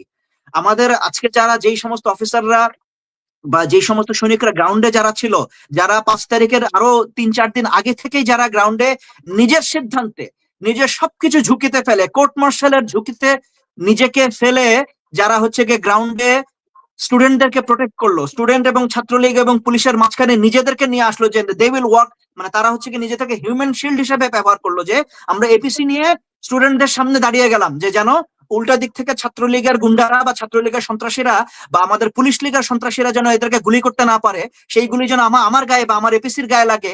তো আমাদের যেই অফিসাররা, আমাদের যেই সৈনিকরা এই কাজটা করেছে, আজকে তো তারাও হতাশ, কারণ তারা দেখতে পাচ্ছে যে তাদেরকে ঠিক মতো কাজ করতে দেওয়া হচ্ছে না। রাইট। বিভিন্ন জায়গাতে তাদের কাছে তথ্য আছে যে হ্যাঁ আওয়ামী লীগের অমুক নেতা এইখানে লুকিয়ে আছে, বা অমুকের এই অস্ত্র উদ্ধার অভিযানের বা অমুকের এখানে তারা অর্থ আত্মসাৎ করে টাকা পয়সা, অনেক টাকা পয়সা এখানে তারা লুকিয়ে রেখেছে। এই কাজগুলো তারা করতে পারছে না, তাদেরকে করতে ওই যে কারণে যে মাঝখানে যে রন্ধ্রে, আমি যে কথাটা বারবার বলি যে রন্ধ্রে রন্ধ্রে তাদের লোকজন বসে আছে, যে কারণ তারা তো নিজের সিদ্ধান্ত অনেক কিছু করতে পারে না, তাদের তো আদেশের প্রয়োজন, একটা অফিসিয়াল কাভারেজ লাগবে, সেই অফিসিয়াল কাভারেজটা তারা পাচ্ছে না। জি। তাদেরকে বলা আরে কি দরকার, দরকার নেই, আরে অসুবিধা নেই, থাকো তোমরা, ওয়েট করো, ক্যাম্পে থাকো, নো প্রবলেম, তোমরা ক্যাম্পে থাকো, টিএডিএ পাচ্ছ, খুশি থাকো, চুপ থাকো। তো এই যেহেতু এই কাজগুলো যখন হয় তখনই তো দ্যাট ইজ মানে এটাই তো রেড ফ্ল্যাগ, এটাই তো অ্যালার্ম আমাদের জন্য। মানে এটা তো ধরেন সরকারকে ব্যর্থ করার একটা প্রচেষ্টার অংশ আমরা বলবো। অবশ্যই, এবং আমরা তো জানি, এবং দেখেন আমরা জানি আমাদেরকে, মানে ঠিক আছে আপনাকে মানে অ্যাটলিস্ট এদের ব্যাপারে তো সব তথ্য আমাদের কাছে আছে, আপনারা আমাদের কাছ থেকেই চান, আমরা আপনাদেরকে একদম পুরো নাম নাম্বার ইউনিট সহ বলে দিব যে এই মানুষটা এই জায়গাতে এই কাজটা করেছে। রাইট। তো আমরা যেটা দেখছি, মেজর সাফায়েত আপনাকে ধন্যবাদ, যেটি আমরা দেখছি যে বিপ্লবের সঙ্গে যেসব কর্মকর্তারা, সেনাবাহিনীর বিভিন্ন কর্মকর্তারা ঢাকায় ছিলেন বা বিভিন্ন গুরুত্বপূর্ণ পদে ছিলেন, তাদেরকে সরিয়ে দেওয়া হচ্ছে, তাদেরকে সরিয়ে হাসিনার ঘনিষ্ঠ লোকদেরকে পুনর্বাসন আর্মির ভেতরে করা হচ্ছে। তো মারুফ ভাই, এই যে ধরেন এই আমার কাছে একটা চার্জশিটের কপি আছে, যে চার্জশিটের কপিতে স্পষ্ট লেখা আছে 49 নম্বরে শেখ বশিরউদ্দিন ভূঁইয়া, আওয়ামী লীগ নেতা, পিতা শেখ আকিজউদ্দিন ভূঁইয়া, ঠিকানা। তো তারপরে এনএসআই কিভাবে ক্লিয়ারেন্স দেয়, যে ক্লিয়ারেন্স দিয়েছে তার বিরুদ্ধে কোনো ব্যবস্থা নেওয়া হয়েছে কিনা আমরা জানি না। তো মানব ভাই, আপনার কাছে একটা প্রসঙ্গে একটু যেতে চাই, যে ধরেন সরকারের যে দায়িত্ব বন্টন, আমি নতুন করে আবার দায়িত্ব বন্টন করা হয়েছে, আমি দেখলাম যে জনপ্রশাসনের বিতর্কিত আলী ইমাম মজুমদারকে নিয়ে যাওয়া হয়েছে খাদ্য মন্ত্রণালয়ে, এবং আমার ধারণা সে খাদ্য মন্ত্রণালয় থেকে আরো ক্ষতি করার চেষ্টা করবে এই 111 এর অন্যতম কুশীলব। জনপ্রশাসনের দায়িত্ব নিয়েছেন মাহফুজ, যিনি প্রধান উপদেষ্টার বিশেষ সহকারী ছিলেন, উপদেষ্টা হিসেবে শপথ নিয়ে তিনি জনপ্রশাসনের দায়িত্ব নিয়েছেন, এবং আসিফ মাহমুদ, যিনি ক্রিয়া উপদেষ্টা, তাকে তার দায়িত্বের এডিশনালি আপনার এলজিআরডি মন্ত্রণালয়ের দায়িত্ব দেওয়া হয়েছে। তো আপনি এই দায়িত্ব বন্টনের জায়গাটা আপনি কিভাবে দেখেন? মানে ছাত্রদের এই আন্দোলনে ভূমিকার কারণে তাদেরকে সরকারের পার্টিসিপেশন আমরা অবশ্যই সমর্থন করি, কিন্তু এই যে জায়গাগুলো ধরেন নরমালি দলের জেনারেল সেক্রেটারি দায়িত্বে থাকেন এলজিআরডি, বা জনপ্রশাসনে থাকেন একজন সিনিয়র ব্যক্তি যিনি জনপ্রশাসন বোঝেন, খুবই ট্রিকি জায়গা এলজিআরডি বলেন আর জনপ্রশাসন বলেন। এই যে সরকারের এই জায়গাগুলোতেও বিষয়ে আপনি কি মনে করেন যে ব্যর্থতার যে জায়গাগুলো, সেনাবাহিনীর মধ্যে একরকমের আমি পেলাম, তো আপনি কি মনে করেন, এটা আপনি কিভাবে দেখেন, এই বন্টনগুলোর জায়গায় আপনি কি মনে করেন? না জি, ধন্যবাদ। এইখানে আমি মনে করি না যে বন্টন জনিত কারণে সরকার ব্যর্থ হচ্ছে। আমি এখানে সরকারকে ব্যর্থ বলবো না, আমি বলবো সরকার চাইছে কিনা, আপনি একটা কাজ করতে চান কিনা সেটা গুরুত্বপূর্ণ। আর আপনি যদি করতে চান সেক্ষেত্রে আসলে আমার মনে হয় না বয়স খুব একটা গুরুত্বপূর্ণ। মাহফুজ খুবই ভালো দক্ষ ছেলে, আসিফ মাহমুদ বা নাহিদ, হাসনাত, সার্জিস, এরা তো একটা গণবিক্ষোভ, গণ আন্দোলন, বিপ্লবের নেতৃত্ব দিয়েছে। এখন তাদেরকে এই প্রশাসন, জনপ্রশাসন মন্ত্রণালয় বা এলজিইডি মন্ত্রণালয় দিলে যে পারবে না তা না। সাধারণত রাজনৈতিক দলগুলা যেটা করে যে আপনার এলজিআরডি বা এই মন্ত্রণালয়গুলোতে দলের সাধারণ সম্পাদককে দেওয়ার একটা চেষ্টা করে, কারণ যেহেতু এই মন্ত্রণালয়ের মাধ্যমে আপনার এডিপির বা বার্ষিক উন্নয়ন প্রকল্পের বড় একটা অংশ সম্পন্ন হয়, মূলত তারা এই দায়িত্বটা নেয় তাদের নিজ দলের নেতাকর্মীদের সমভাবে সেই উন্নয়ন কাজের টেন্ডার দেওয়ার জন্য। আমি একেবারে যদি সরাসরি সঠিক বাংলায় বলি, এটা মানে দেওয়া হয় সাধারণত। আমি বিষয়টা আনলাম অন্য কারণে, যে ধরেন আমরা দেখলাম যে আলী ইমাম মজুমদার জনপ্রশাসন আসলে কি করছে, মানে আলী ইমাম মজুমদারের মতো একটা ঝানু সচিব, হুম সে ডিসি নিয়োগ দিতে পারতেছে না, সেখানেই নানা রকমের হস্তক্ষেপের খেলা চলছে, অর্থাৎ প্রশাসনের আওয়ামীর যে অংশ সেটি এখনো। আমি এটা আপনার সঙ্গে একমত না, ডিসি নিয়োগ দিতে পারছে না না, এইখানে আমি তাদের ধরেন আগ্রহ বা এবং ইসের যে একটা, এই যেটা সাফায়েত ভাই বললো, সাধারণত হয় কি 5ই আগস্টের পরে 8 তারিখে যখন সরকার দায়িত্ব বা 9 তারিখে যখন আমরা উপদেষ্টা পরিষদটা পেয়ে গেলাম, প্রথমেই তাদের উচিত ছিল পুরা সিভিল অ্যাডমিনিস্ট্রেশন এবং মিলিটারি অ্যাডমিনিস্ট্রেশনটাকে রিসাফল করা। হুম। এইটা তো তারা করে নাই। এখন এইখানে আপনি বলছেন আমি লুক পাচ্ছি না। বা আমি এটা কি আসলে লুক পাচ্ছেন না, না করতে চাচ্ছেন না? এখন এইখানে একটা কথা আচ্ছা, কিন্তু আজকাল মারুফ ভাই, গতকাল সরি, আমি আপনার এই পয়েন্টে আমি একটা জিনিস একটু অ্যাড করে দেই। 2001 সালে লতিফুর রহমান, আমি বিচারপতি ওটাই লতিফুর বলতে রহমানের চাচ্ছিলাম। তত্ত্বাবধায়ক সরকার, উনি এক রাতে আমি দায়িত্ব নেওয়ার সাথে সাথে প্রথম সিগনেচারই 10 জন সচিব রদবদল করে ফেলেছিলেন। শেখ হাসিনা বলেছিলেন যে কি দায়িত্ব দিয়ে বাসায় গিয়ে দেখি সিভিলিয়ান কু হয়ে গেছে। তো ওই হ্যাঁ, হ্যাঁ, রকম হ্যাঁ, সময় উনি যদি এই কাজটা করতে পারেন, আমরা কি পারতাম না? না সেটাই তো বলছি। আপনি এমন তো না যে আপনার প্রশাসনে লোক নাই। যে ফর এক্সাম্পল আপনার সিভিল অ্যাডমিনিস্ট্রেশনে 2000 পোস্ট আছে, মানে 2000 জনবল আছে, সেখানে আপনার 1500 আছে, 500 শর্টেজ আছে, যেই কারণে আপনি ডিসি দিতে পারছেন না, বা এসপি দিতে পারছেন না, বা সচিব পদে বদল করতে পারছেন না। এখানে তো আপনার লোক আছে। সেই জায়গায় আপনি কি করছেন? আপনি সেখানে আপনি প্রশাসনে কোনো পরিবর্তন আনেন নাই। সাফাত ভাই যেটা বললো যে মিলিটারিতে কোনো পরিবর্তন আনেন নাই, আপনি গত সরকারের সেটআপটাকে বহাল রেখে কাজ করার চেষ্টা করছেন। এখন সেখানে কতটুকু আপনি সফল হবেন? কারণ গত সরকার তো একদম বেছে বেছে তাদের লোকগুলোকে নিয়োগ দিয়ে গিয়েছে। এখন সেই লোক দিয়ে আপনি সফল হবেন কিনা, আপনি দ্রব্যমূল্য নিয়ন্ত্রণে আনতে পারবেন কিনা, আপনি আপনি যেটা বললেন যে ডিসি নিয়োগ দিতে পারছেন না, সেখানে তো নানা পেঁচ গোছ সংকট তৈরি করে ডিসি নিয়োগে ঝামেলা তৈরি করা হবে। আপনি দেখেন আজকে আমাদের আইন উপদেষ্টাকে জেনেভাতে রীতিমতো তো তার সঙ্গে দুর্ব্যবহার, এক ধরনের গণমাধ্যমে দেখলাম লাঞ্ছিত করা হয়েছে।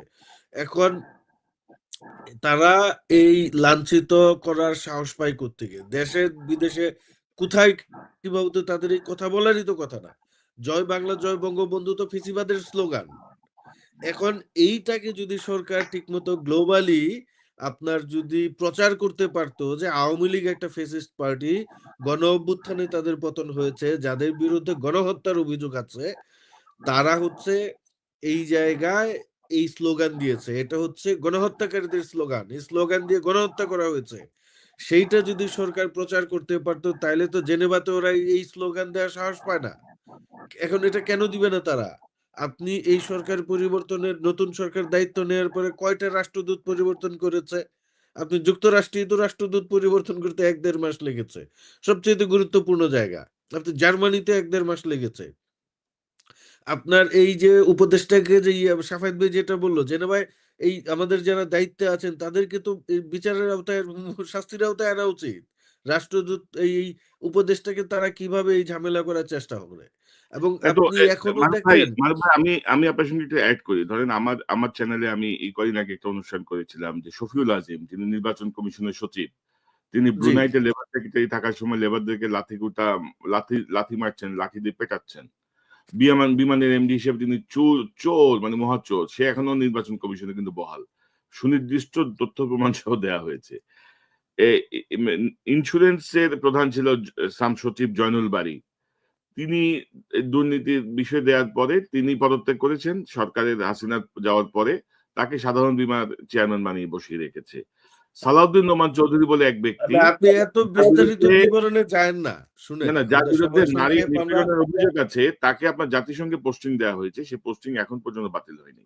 তো না আমি এই যে জায়গাগুলো আমি জাস্ট কয়েকটা এক্সাম্পল দিলাম, যেগুলো নিয়ে আমরা কাজ করেছি, যেগুলো নিয়ে আমরা একেবারে এটা তো আপনি শুধু অজস্র উদাহরণ পাবেন। আপনি জি, জি। এত বিস্তারিত বললে রাত পার হয়ে যাবে। একটা উদাহরণ জাস্ট, যে মুজিবিজম বা এই যে যেটা ইনকিলাব মঞ্চের এই যে উনি যেটা বললেন যে তারা ৭২ এর সংবিধানকে লাল কার্ড দেখিয়েছেন, এবং এই মুজিবিজমের বিরুদ্ধেই তো গণ অভ্যুত্থান হয়েছে। সেখানে আপনি এই উপদেষ্টারা শপথ গ্রহণ করছে, পিছনে শেখ মুজিবের ছবি, অনেক উপদেষ্টার কার্যালয়ে শেখ মুজিবের ছবি। আপনি তো কোনো কিছুই নির্ধারণ করতে পারেন নাই। আপনি কিভাবে কি করবেন আমাদের কাছে তো পরিষ্কার হচ্ছে না। হ্যাঁ, তো এইটা একটা। চুপ্পুকে রাখাটা কতটুকু নিরাপদ আপনি মনে করেন? জি। চুপ্পুকে রাখাটা কতটুকু নিরাপদ? না, এইখানে চুপ্পুকে এই মুহূর্তে ধরেন সরিয়ে দেওয়ার জন্য রাজনৈতিক দলগুলা, প্রধান রাজনৈতিক দল বিএনপি চাচ্ছে না। কারণ বিএনপি যেহেতু মনে করছে যে তারা নির্বাচনে যাবে এবং নির্বাচন হলে রাজনৈতিক দল একটা ক্ষমতা আসবে, এই জন্য হয়তোবা তারা কোনো কারণে এই বিষয়টাতে রাজি হচ্ছে না। সরকারের অনেক স্টেক হোল্ডাররা রাজি হচ্ছে না চুপ্পুকে এই মুহূর্তে সরাতে। ছাত্ররা চাইছে। মূল বিষয়টা হয়েছে ওই যে একটা কবিতা আছে না যে ওই আমাদের সর্বনাশ হয়ে গিয়েছে আমরা দেখতে পারিনি। এরকম একটা কবিতা আছে।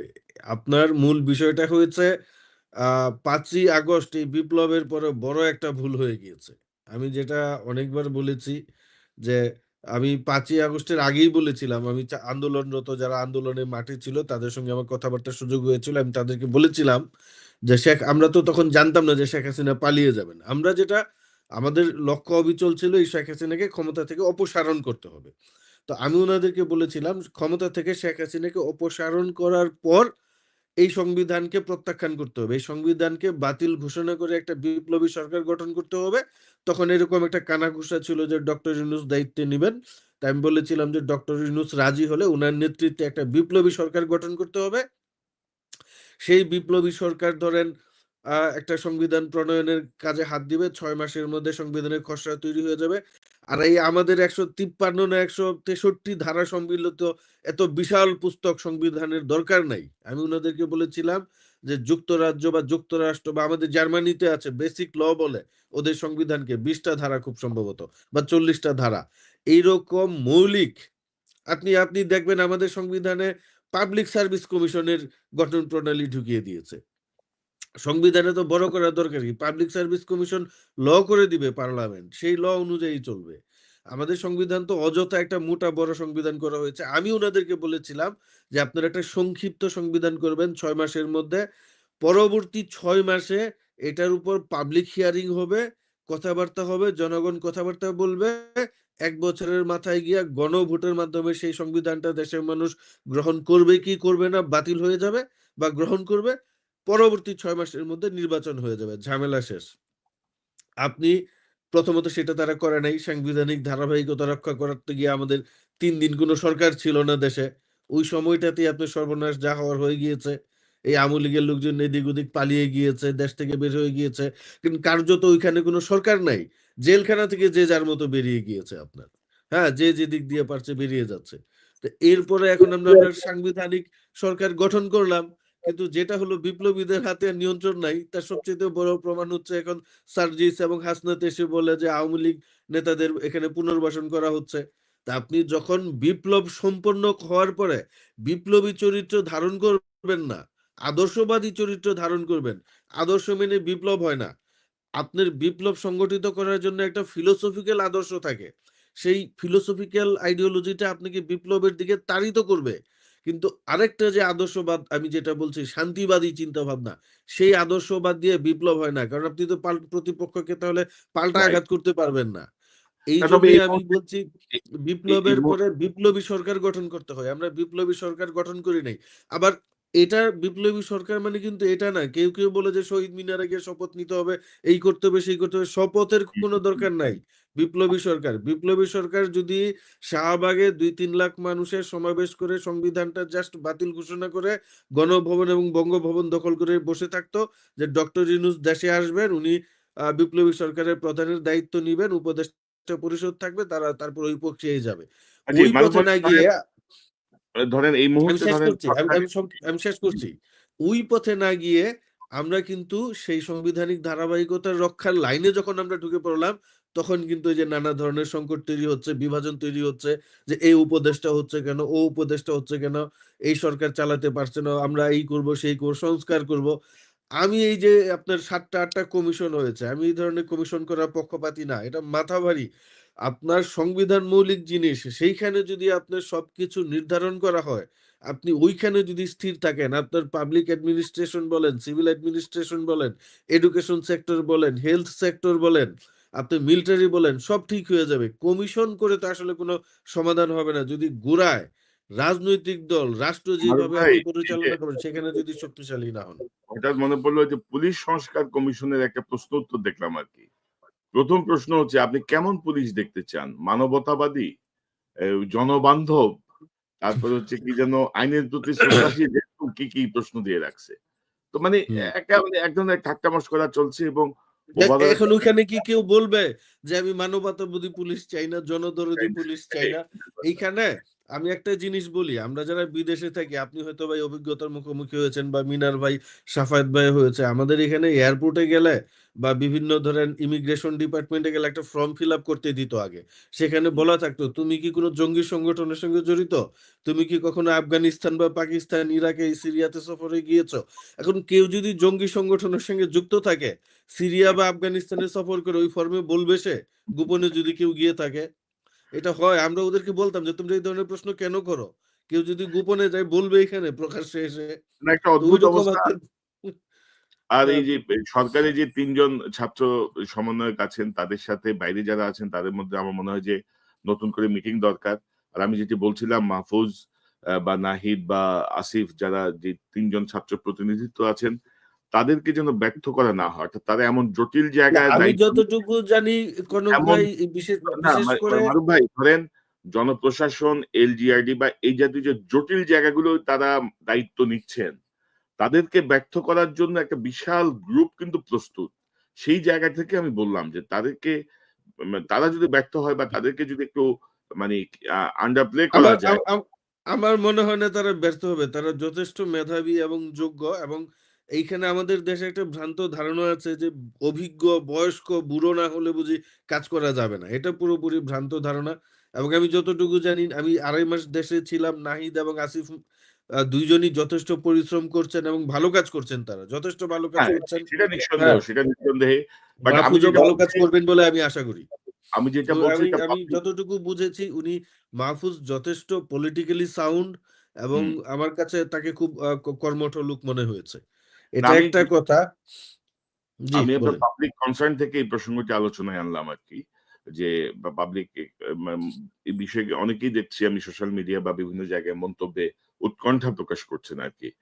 যে এই জাতীয় জটিল জায়গাগুলো দিয়ে কি তাদেরকে ব্যর্থ করার অন্য কোনো অপচেষ্টা চলছে কিনা আরকি, অন্য কোনো পরিকল্পনার হ্যাঁ, অংশ না, কিনা। এইখানে ধরেন নানা ধরনের কথাবার্তা তো থাকবে, দ্বিমত, ভিন্নতা, মত ভিন্নতা থাকবে, কিন্তু তারা, আমার মনে হচ্ছে না যে ওইরকম কিছু দিয়ে তাদেরকে ব্যর্থ করানো হবে। তারা যথেষ্ট বুদ্ধিমান, যথেষ্ট আমি বলবো যোগ্য।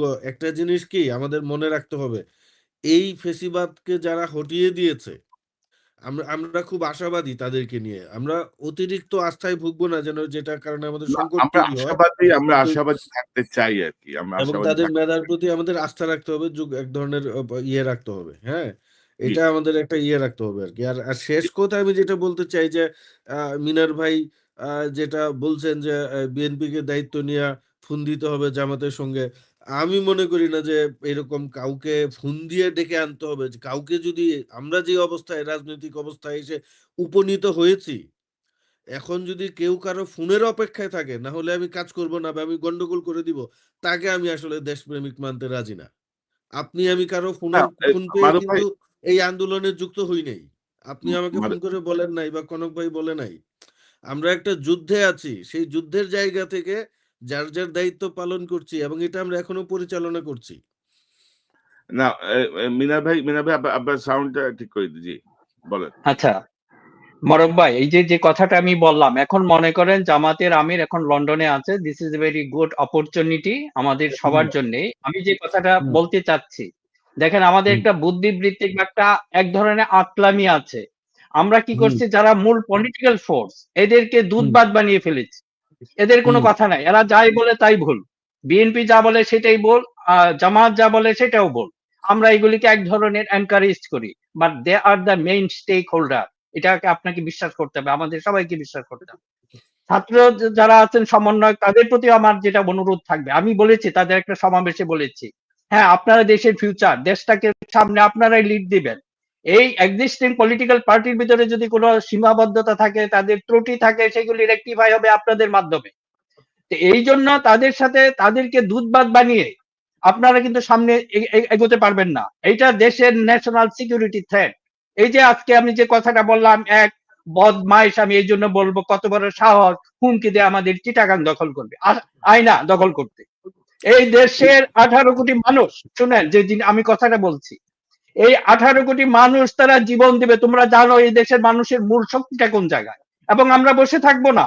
আমাদের যদি দরকার পড়ে আমাদের বাঁচার জন্য আমরা পাকিস্তানের সাথে সামরিক চুক্তি করব, আমরা চায়নার সাথে করব, আই ডোন্ট বদার। এনি চেতনা দিয়ে আমাদেরকে বন্ধ না, করে রাখা যাবে না। এটা আপনার হচ্ছে মিনার ভাই, আপনার ওই বিজেপির সাইটে বা ওদের জি। পরিচালিত পত্রিকার নিউজ দেখে বা ওদের কমেন্ট দেখে উত্তেজিত হওয়ার কোনো না, না, না, প্রয়োজন না, আছে না, বলে আমি না, মনে করি না।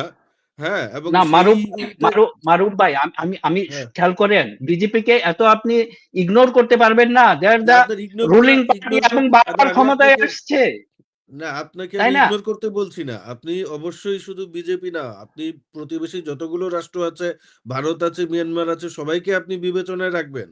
কিন্তু হ্যাঁ, এই না, না, কিন্তু আম- আম- আপ আপনার কিন্তু সেইটা নিয়ে আপনার উত্তেজিত হওয়ার কিছু নাই, এবং তার জন্য তারেক রহমানকে, একটা দলের অ্যাক্টিং চেয়ারম্যানকে, জামাতের আমিরকে ফোন দিতে হবে না, সেটারও না, কোনো না, না, না, প্রয়োজন আমি নাই। হুম। আমার কথাটা আমি ক্লিয়ার করি, আপনি তো হয়তো ভুল বললেন। আমি শুধু অ্যাক্টিং চেয়ারম্যানকে বলি নাই, জামাতের আমিরেরও একই ধরনের দায়িত্ব, উনারা ওখানে গেছেন, সেটা ব্যবস্থা করতে পারেন। That is very easy. একই শহরে আছেন আপনি এখন। বরং আপনি বরং রাজনৈতিক দলগুলোকে পরামর্শ দিতে পারেন, এই বিপ্লব যেন দুর্বল না হয়, ক্ষতিগ্রস্ত না হয়, সেই চিন্তা মাথায় রেখে এই যে রাজনৈতিক দলগুলোর মধ্যে যে একটা দখল করার, যে কোনো কিছু নিজেদের না, আয়ত্ত নেয়ার, একদম মাঠ বাজার থেকে শুরু করে সচিবের পদ, এগুলা দখল করা না, বন্ধ এটা করেন, ভিসি পদ না, দখল করা বন্ধ করেন।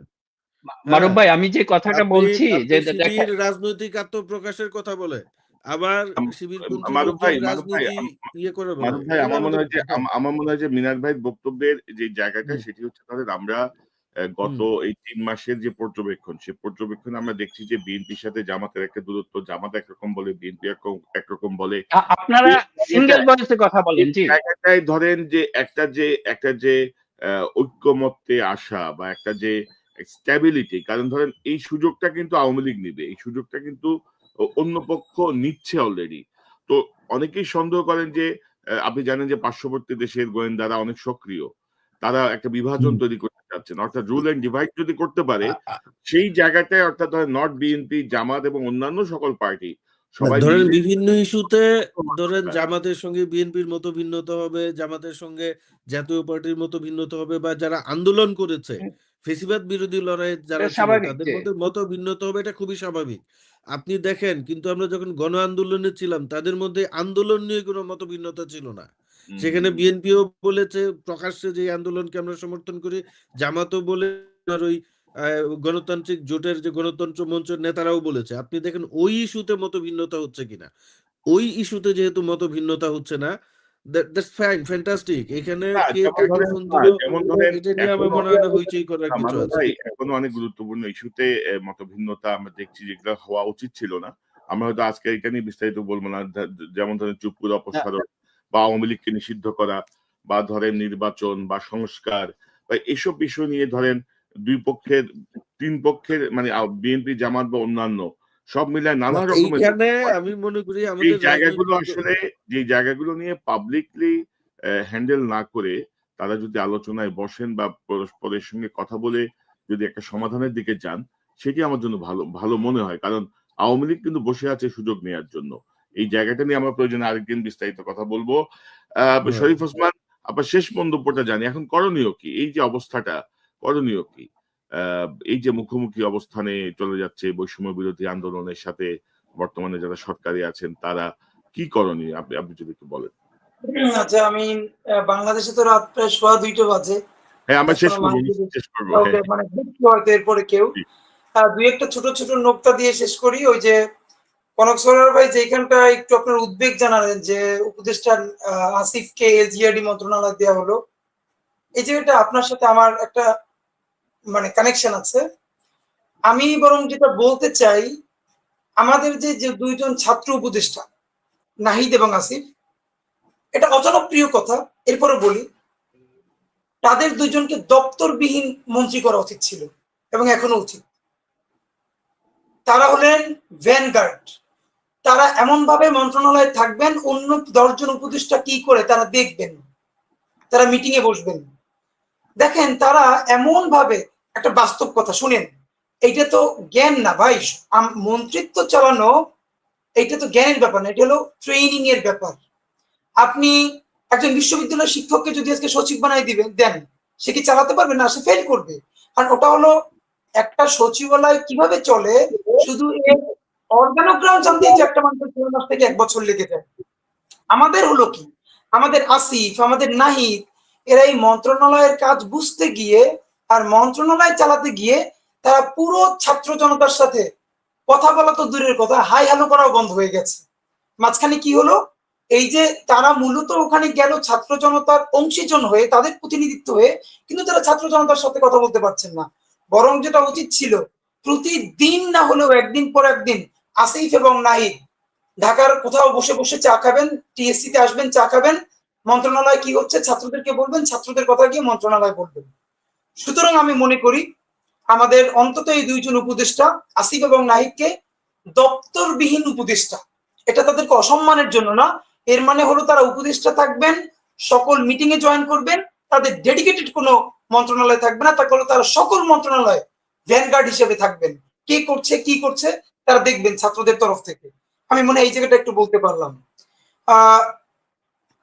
তারেক রহমান সাহেবের মতো একজন সব থেকে বড় মানে দলের যিনি এখন অ্যাক্টিং চেয়ারম্যান, তিনি দেশের প্রয়োজনে মেজর জেনারেল ইব্রাহিম বীর প্রতীক, ওয়ান ম্যান ওয়ান পার্টি, তাকেও যদি পোলাইটলি 30 মিনিট তার সাথে কথা বলতে পারেন, এটা তো তারেক রহমান সাহেবের ঔদার্যের প্রকাশ, যেটা আমরা দেখেছি। এই ক্রাইসিসে নিশ্চয়ই ছাত্র জনতার এবং বৃহত্তর যেটা দরকার, অতি দ্রুত একটা পলিটিক্যাল কনসেনসাস দরকার, একটা রাজনৈতিক সমঝোতা দরকার। আমি আপনাদেরকে আবারও বলতে চাই, এমন কোন কথা, এমন কোন বুদ্ধিজীবিতা যেটা অন্তত মৌলিকভাবে এই রাজনৈতিক যে দলগুলো আন্দোলনের সাথে ভীষণভাবে সম্পৃক্ত ছিল তাদের মধ্যে শত্রুতা তৈরি করে, এবং যে বুদ্ধিজীবীরা এটা করে, আপনি ধরে নিবেন তারা সচেতন ভাবে না হলেও তাদের এই সমস্ত ইফোর্ট গিয়ে দিল্লির কোর্টে পড়ে। কারণ দেশপ্রেমিক যে রাজনৈতিক দলগুলো আন্দোলন করেছে, তারা কেন, মানে বিএনপিকে আমরা এই জন্য বলি, বিএনপি হলো বাংলাদেশের সব থেকে বড় রাজনৈতিক দল, ঘরের যিনি সব থেকে বেশি বড়, তার রেসপন্সিবিলিটি বেশি। এই জন্য আমরা বলি যে অন্তত মৌলিক কিছু ইস্যুতে, এই যে সংবিধান নিয়ে যখন আলাপ হলো, এই চুপ্পু নিয়ে আলাপ হলো, তখন অন্তত জামাত থেকে অথবা আরো দুই একটা দলকে নিশ্চয়ই তারেক রহমান সাহেব অথবা আমাদের বেগম জিয়া ফোন করে চা খেতে আসতে বললে, আমি তো মনে করি যে জামাত ইসলামের আমির বা যেই হোক, তাকে যে কোনো ব্যাপারে তারেক রহমান সাহেব অথবা বেগম জিয়া চা খেতে ডাকলে তারা দুনিয়ার সব কাজে ফলাইয়া যাবেন না। আমার মনে হয় না যে এটা বাংলাদেশের মানুষ বিশ্বাস করবে। বিএনপি হলো বাংলাদেশের ঘরের বড় ছেলে, জাতির এই ক্রান্তিকালে মেজর জিয়া, যিনি আমাদের মানে আমাদের সারা বাংলাদেশের মানুষের, আমাদের এই জেনারেশন পর্যন্ত দেশপ্রেমের একটা বড় সিম্বল, সেই জায়গাটা এখন তারেক রহমান সাহেবের উপর এসেছে। মেজর জিয়া যখন বাংলাদেশকে অস্থিতিশীল জায়গা থেকে আবার সোজা করে দাঁড় করিয়েছিলেন, বিএনপিকে সেই জায়গাটা নিতে হবে, বৃহত্তর পলিটিক্যাল কনসেনসাস এমন ভাবে তৈরি করতে হবে যে আওয়ামী লীগের অবস্থা জার্মানিতে নাৎসি বাহিনীর যেটা হয়েছে, সামাজিকভাবে রাজনৈতিকভাবে আওয়ামী লীগের অবস্থা সকল রাজনৈতিক সমঝোতার মধ্য দিয়ে সেই নাৎসিদের মতো করতে হবে, যে মানুষ 50 বছর পরেও তাদের নাম শুনলেও থুতু ফেলবে। এবং এইটা বৃহত্তর রাজনৈতিক সমঝোতা ছাড়া সম্ভব না, এবং এই আন্দোলনের নেতৃত্ব দিতে হবে অবশ্যই বিএনপিকে, কারণ বিএনপি হলো আমাদের সংসারের বড় ছেলে, যার অনেক ভুল আছে, অনেক দোষ আছে, এরপরও সেই হলো সবার আশা ভরসার জায়গা, এই একটা জায়গা। আর এটির দিকে একটা কথা বলি ভাই আপনাকে, একটা বিপ্লবী, তারা নিজেদেরকে বিপ্লবী না বলুক, হয়েছে তো বিপ্লব, সেই বিপ্লবের ফলে তো তারা সরকার হয়েছে। বিপ্লবী সরকারের কাজ কি পলিথিন বন্ধ করা, গাড়ির হর্ন বন্ধ করা? আরে ভাই, দুনিয়ার কাজের অভাব নাই, আপনি পলিথিন বন্ধ করতে গেছেন, মানে আপনি ভিআইপি নাম যে উদ্বোধন করতে গেছেন, এইসব আজাইরি কাজ বাদ দেন। আপনি কেন পারলেন না অন্তত 50টা ছেলেকে সিঙ্গাপুরে হোক, থাইল্যান্ডে হোক, ডক্টর ইউনূস বিমানবন্দরে যাবেন, বাংলাদেশের সব থেকে ব্যাডলি ইনজিউর্ড 50টা আহত ছেলেকে বিমানে তুলে দিয়ে বলবেন ওদেরকে সিঙ্গাপুরে পাঠাতাম, ভিজিবল ইমপ্রুভমেন্ট, মানুষ বুঝতো যে আমাদের আহত যোদ্ধা ছেলেগুলোরে বিদেশ পাঠাই দিল চিকিৎসার জন্য। কেন এখন পর্যন্ত মাত্র 3টা ছেলে বিদেশ যাবে? কেন আপনি এক বিমান করে পাঠাতে পারলেন না? সেইটা আপনি প্রচার করেন, আমরা সেইটা দেখতে চাই, যে আপনি এক বিমান করে সিঙ্গাপুর পাঠান, থাইল্যান্ড পাঠান, সেইটা আমরা দেখতে চাই। ওই যে লাউঞ্জ উদ্বোধন করা, আমি আপনার সঙ্গে একটা তথ্য যুক্ত করতে চাই। জি আমি আপনার সঙ্গে একটা তথ্য যুক্ত করতে চাই। 1971 সালে যুদ্ধ শেষ হওয়ার পরে 1972 সালে যুদ্ধাহত মুক্তিযোদ্ধাদের কিন্তু জার্মানিতে চিকিৎসা করতে পাঠানো হয়েছিল অনেককেই। তো ওই সময় যদি জার্মানিতে চিকিৎসা করতে পাঠানো হয়, তাহলে উনি যেটা বলছেন, আমি সেটা আগেও কয়েকটা টক শোতে বলেছি, আমি লিখেছি যে এই আহত ছেলেদের দায়িত্ব কেন সরকার নিচ্ছে না, বা বিদেশে চিকিৎসা করতে পাঠাচ্ছে না কেন? তো জি অসম্ভব কিছু না তো, বা কঠিন কিছু না তো। এবং ভাই আমি সর্বশেষ যেটা বলতে চাই, এই যে প্রসিকিউশন যেটা করা হলো অলমোস্ট 2 মাস তো হয়ে গেছে, তাই না? 3 মাস। অন্তত সরকারের ডকুমেন্টেও তো 1700-র বেশি শহীদ। আমরা ধারণা করতেছি এটা 2000 ছাড়িয়ে যাবে। ভাই আওয়ামী লীগ নিষিদ্ধ করতেও যেহেতু আপনাদের সমস্যা আছে, আচ্ছা কইরেন না, 1700 শহীদের তরফ থেকে কেন প্রসিকিউশনের মাধ্যমে এখন পর্যন্ত 1700 মামলা আওয়ামী লীগের বিরুদ্ধে হলো না, এটা আমাকে বলেন। প্রত্যেকটা উপজেলা আওয়ামী লীগের সভাপতি সেক্রেটারি, জেলা সভাপতি সেক্রেটারি, যারা এই গণহত্যার সাথে সরাসরি অন্তত প্রত্যেকটা উপজেলার প্রথম 5 জন 10 জন তারা তো কানেক্টেড। অন্য সকল মামলাকে আপনি পলিটিক্যাল বইয়ে উড়িয়ে দিতে পারবেন, কিন্তু যার ছেলে মারা গেছে, যার মেয়ে মারা গেছে, যার বাবা মারা গেছে, সে যখন ডকুমেন্টেড মামলা করতেছে, আপনি তো সরকারটাকে হেল্প করবেন, সে মামলা করবে কেন? প্রসিকিউশন প্রত্যেক জেলায় টিম করে দিবে, সেই জেলা গিয়ে শহীদের বাড়ি যাবে, ডকুমেন্ট নিবে, মামলা করবে। পৃথিবী উল্টে যাবে, এই 1700 মামলা কোনোদিন করবে না, কারণ এটা শহীদের পরিবার করেছে। এই 1700 মামলা যদি হয়, তাহলে বাংলাদেশে আওয়ামী লীগ যদি নির্বাচনও করতে চায়, 300 তো দূরের কথা, 30 জন লোক থাকে নির্বাচন করার মতো, আর সেই আওয়ামী লীগ আমাদেরকে ভয় দেখায়, তারা রাস্তায় নামবে। এটা আমাদের কপাল। সমাধান হলো একটাই, আমি আফসোস করি না, আমি আফসোস করি না এই জন্য যে আপনারা জানেন বিপ্লবোত্তর রিকনসিলিয়েশন এটা একটা খুবই গুরুত্বপূর্ণ কাজ। সুতরাং এখন আমাদের বরং আরো কিছু ঝামেলা হবে, আমরা আবার রাজপথে নামবো, আমরা আমাদের বন্ধু চিনবো, শত্রু চিনবো, একদম লোকাল ভাষায় বললে আবার বাইরে বাইরে হবে। সেই বাইরে বাইরের পর বাংলাদেশ টিকে থাকবে নাকি টিকে থাকবে না, সেই প্রশ্নের মীমাংসা হবে। জি আর যেহেতু আমরা অলরেডি শহীদ, বাইরে বাইরে করতে আমাদের ইনশাল্লাহ কোনো সমস্যা নাই। সুতরাং রাজপথ আমাদেরকে ডাকলো, আবার নামবো, বাকি আল্লাহ ভরসা। বাংলাদেশ জিন্দাবাদ। আমারও মনে হচ্ছে ওইদিকে যাচ্ছে। মিনার ভাই 30 সেকেন্ড কোনো মন্তব্য থাকলে করেন।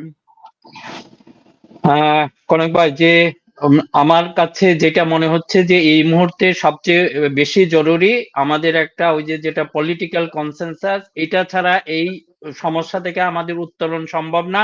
তা আমাদের যে দায়িত্বপ্রাপ্ত যারা আছেন, আমার তাদের কাছে অনুরোধ, আপনারা এইটাতে মেইন স্টেক হোল্ডার, এই দায়িত্ব নেন। অন্য কারো কাছে নিয়ে আমি আসলে এই সরকারের প্রতি কি বলবো, নিজের যে একটা আস্থা ছিল আমি হারিয়ে ফেলেছি। সত্যিকার ভাবে বলতে, আমরা যদি আরো দেখতে চাই হয়তো আমাদের ক্ষতি হবে। হ্যাঁ, ওনারা ওনাদের মতো থাকুক, এবং তাড়াতাড়ি একটা রুট ম্যাপ দরকার নির্বাচনের। এইটা সম্ভব শুধুমাত্র সব পলিটিক্যাল পার্টিগুলি যদি একসাথে হয়ে সিঙ্গেল ভয়েসে, আপনাদের ভিতরে যে ডিফারেন্স আছে, আমি কাউকে সাপোর্ট করতেছি না কোনটা কোন জায়গায়, শেষবারে বিএনপি এবং জামাত যদি এক হয়ে যায়, তারপর বাকিরা এক হতে বাধ্য, এবং এই সরকার এই কথাগুলি হয়তো মানতে বাধ্য হবে। এইটাই হলো আমাদের জাতিকে রক্ষার একমাত্র উপায়, আমার কাছে মনে হয়। জি, আমার মনে হয় যে আমরা প্রায় 2 ঘন্টার কাছাকাছি শো, অনেক রাত বাংলাদেশে। তো এখনো প্রচুর দর্শক, প্রায় ৩,৫০০ দর্শক ইতিমধ্যে অনলাইনে আছেন আমাদের সাথে। তো আপনাদের অতিথি যারা অংশ নিলেন, ডক্টর মারুফ মল্লিক, মেজর সাফায়াত, শরীফ ওসমান, মিনার রশিদ, আপনাদের 4 জনকে অসংখ্য ধন্যবাদ। আপনাদের অনেক গুরুত্বপূর্ণ কথা নিয়ে আলোচনা করলাম। যদি শুনে তো ভালো, না শুনলে তো কিছু করার নাই, ধ্বংসের পথে যাবে। যা বলছি দেশের জন্যই বলছি, অনুরাগ বা বিরাগের বশবর্তী হয়ে বলছি না, এবং কাউকে মহান বানানোরও কোনো উদ্দেশ্য আমাদের নাই আর কি। ছাত্র জনতার যে রক্ত, সেই রক্ত যেন বৃথা না যায়, এই বিপ্লব যেন বৃথা না যায়। এবং শরীফ ওসমান যেটি বলছিলেন, আবারও বাইরে বাড়ি হবে মানে আরো কিছু জীবন যাবে, আরো কিছু মানুষ পঙ্গু হবে, আরো কিছু মানুষ অন্ধত্ব বরণ করবে। আমি সেটি চাই না। সকল পর্যায়ে সকলের শুভবুদ্ধির উদয় হোক। মানে বাস্তবতা মানতে হবে, আওয়ামী লীগ আর ফিরবে না, এটা হচ্ছে বাস্তবতা। এবং এই স্বপ্ন যেন আর্মি, পুলিশ, প্রশাসনে কেউ যেন না দেখে। তাদেরকে এই বাস্তবতাটা বুঝতে পারলেই আমার মনে হয় যেন আমরা এই সমস্যাগুলো থেকে অনেক বেশি সহজ সমাধানের দিকে যাইতে পারবো আর কি। এই বাস্তবতা মাইনা নিতেই হবে, উপায় নেই। আপনাদেরকে অসংখ্য ধন্যবাদ। দর্শক, এতক্ষণ যারা অনুষ্ঠান শুনলেন, নিশ্চয়ই আপনাদের আলোচনা মর্মার্থ উপলব্ধি করতে সক্ষম হবেন। আওয়ামী লীগ আর ফিরবে না, আওয়ামী লীগ আর আসবে না, আপাকে ওইটা মানতে হবে, হাসিনার আওয়ামী লীগের আপাকে এটা মানতে হবে, এই ফ্যাসিস্ট হাসিনাকে এটা মানতে হবে, খুনি হাসিনাকে এটা মানতে হবে, এবং তার যে উস্কানি চলছে ক্রমাগত ভারতের মাটি, ভারতের টেলিফোন লাইন, ভারতের ইন্টারনেট ব্যবহার করে বাংলাদেশে যে উত্তেজনা তৈরির যে চেষ্টা, সেই জায়গাটায় আমরা এখন পর্যন্ত সরকারের কোনো পদক্ষেপ দেখি নাই। ও পররাষ্ট্র উপদেষ্টা তৌহিদ হোসেন ক্যামেরার সামনে যখনই কথা বলেন, ওনার মুস্তামুস্তি করেন, ওনার বডি ল্যাঙ্গুয়েজে বোঝা যায় যে উনি ভারতের ব্যাপারে কথা বলতে তিনি অস্বস্তি বোধ করছেন। আমার মনে হয় তিনি এটি কাটিয়ে উঠবেন, আর তিনি না পারলে তাকে সরিয়ে দেওয়া হোক, যোগ্য ব্যক্তিকে বসানো হোক, একজন স্ট্রেইট ফরওয়ার্ড যিনি কথা বলতে পারবেন। কারণ প্রতিবেশী রাষ্ট্রের মাটি ব্যবহার করে কোনো জঙ্গি নেত্রী বাংলাদেশকে অস্থিতিশীল করার চেষ্টা করবেন, সেটি আমরা কখনোই মেনে নেব না। দর্শক, এই চ্যানেলটি সাবস্ক্রাইব করে আমাদের পাশে থাকুন, এই চ্যানেলের মেম্বারশিপ নিয়ে আমাদের পাশে থাকুন।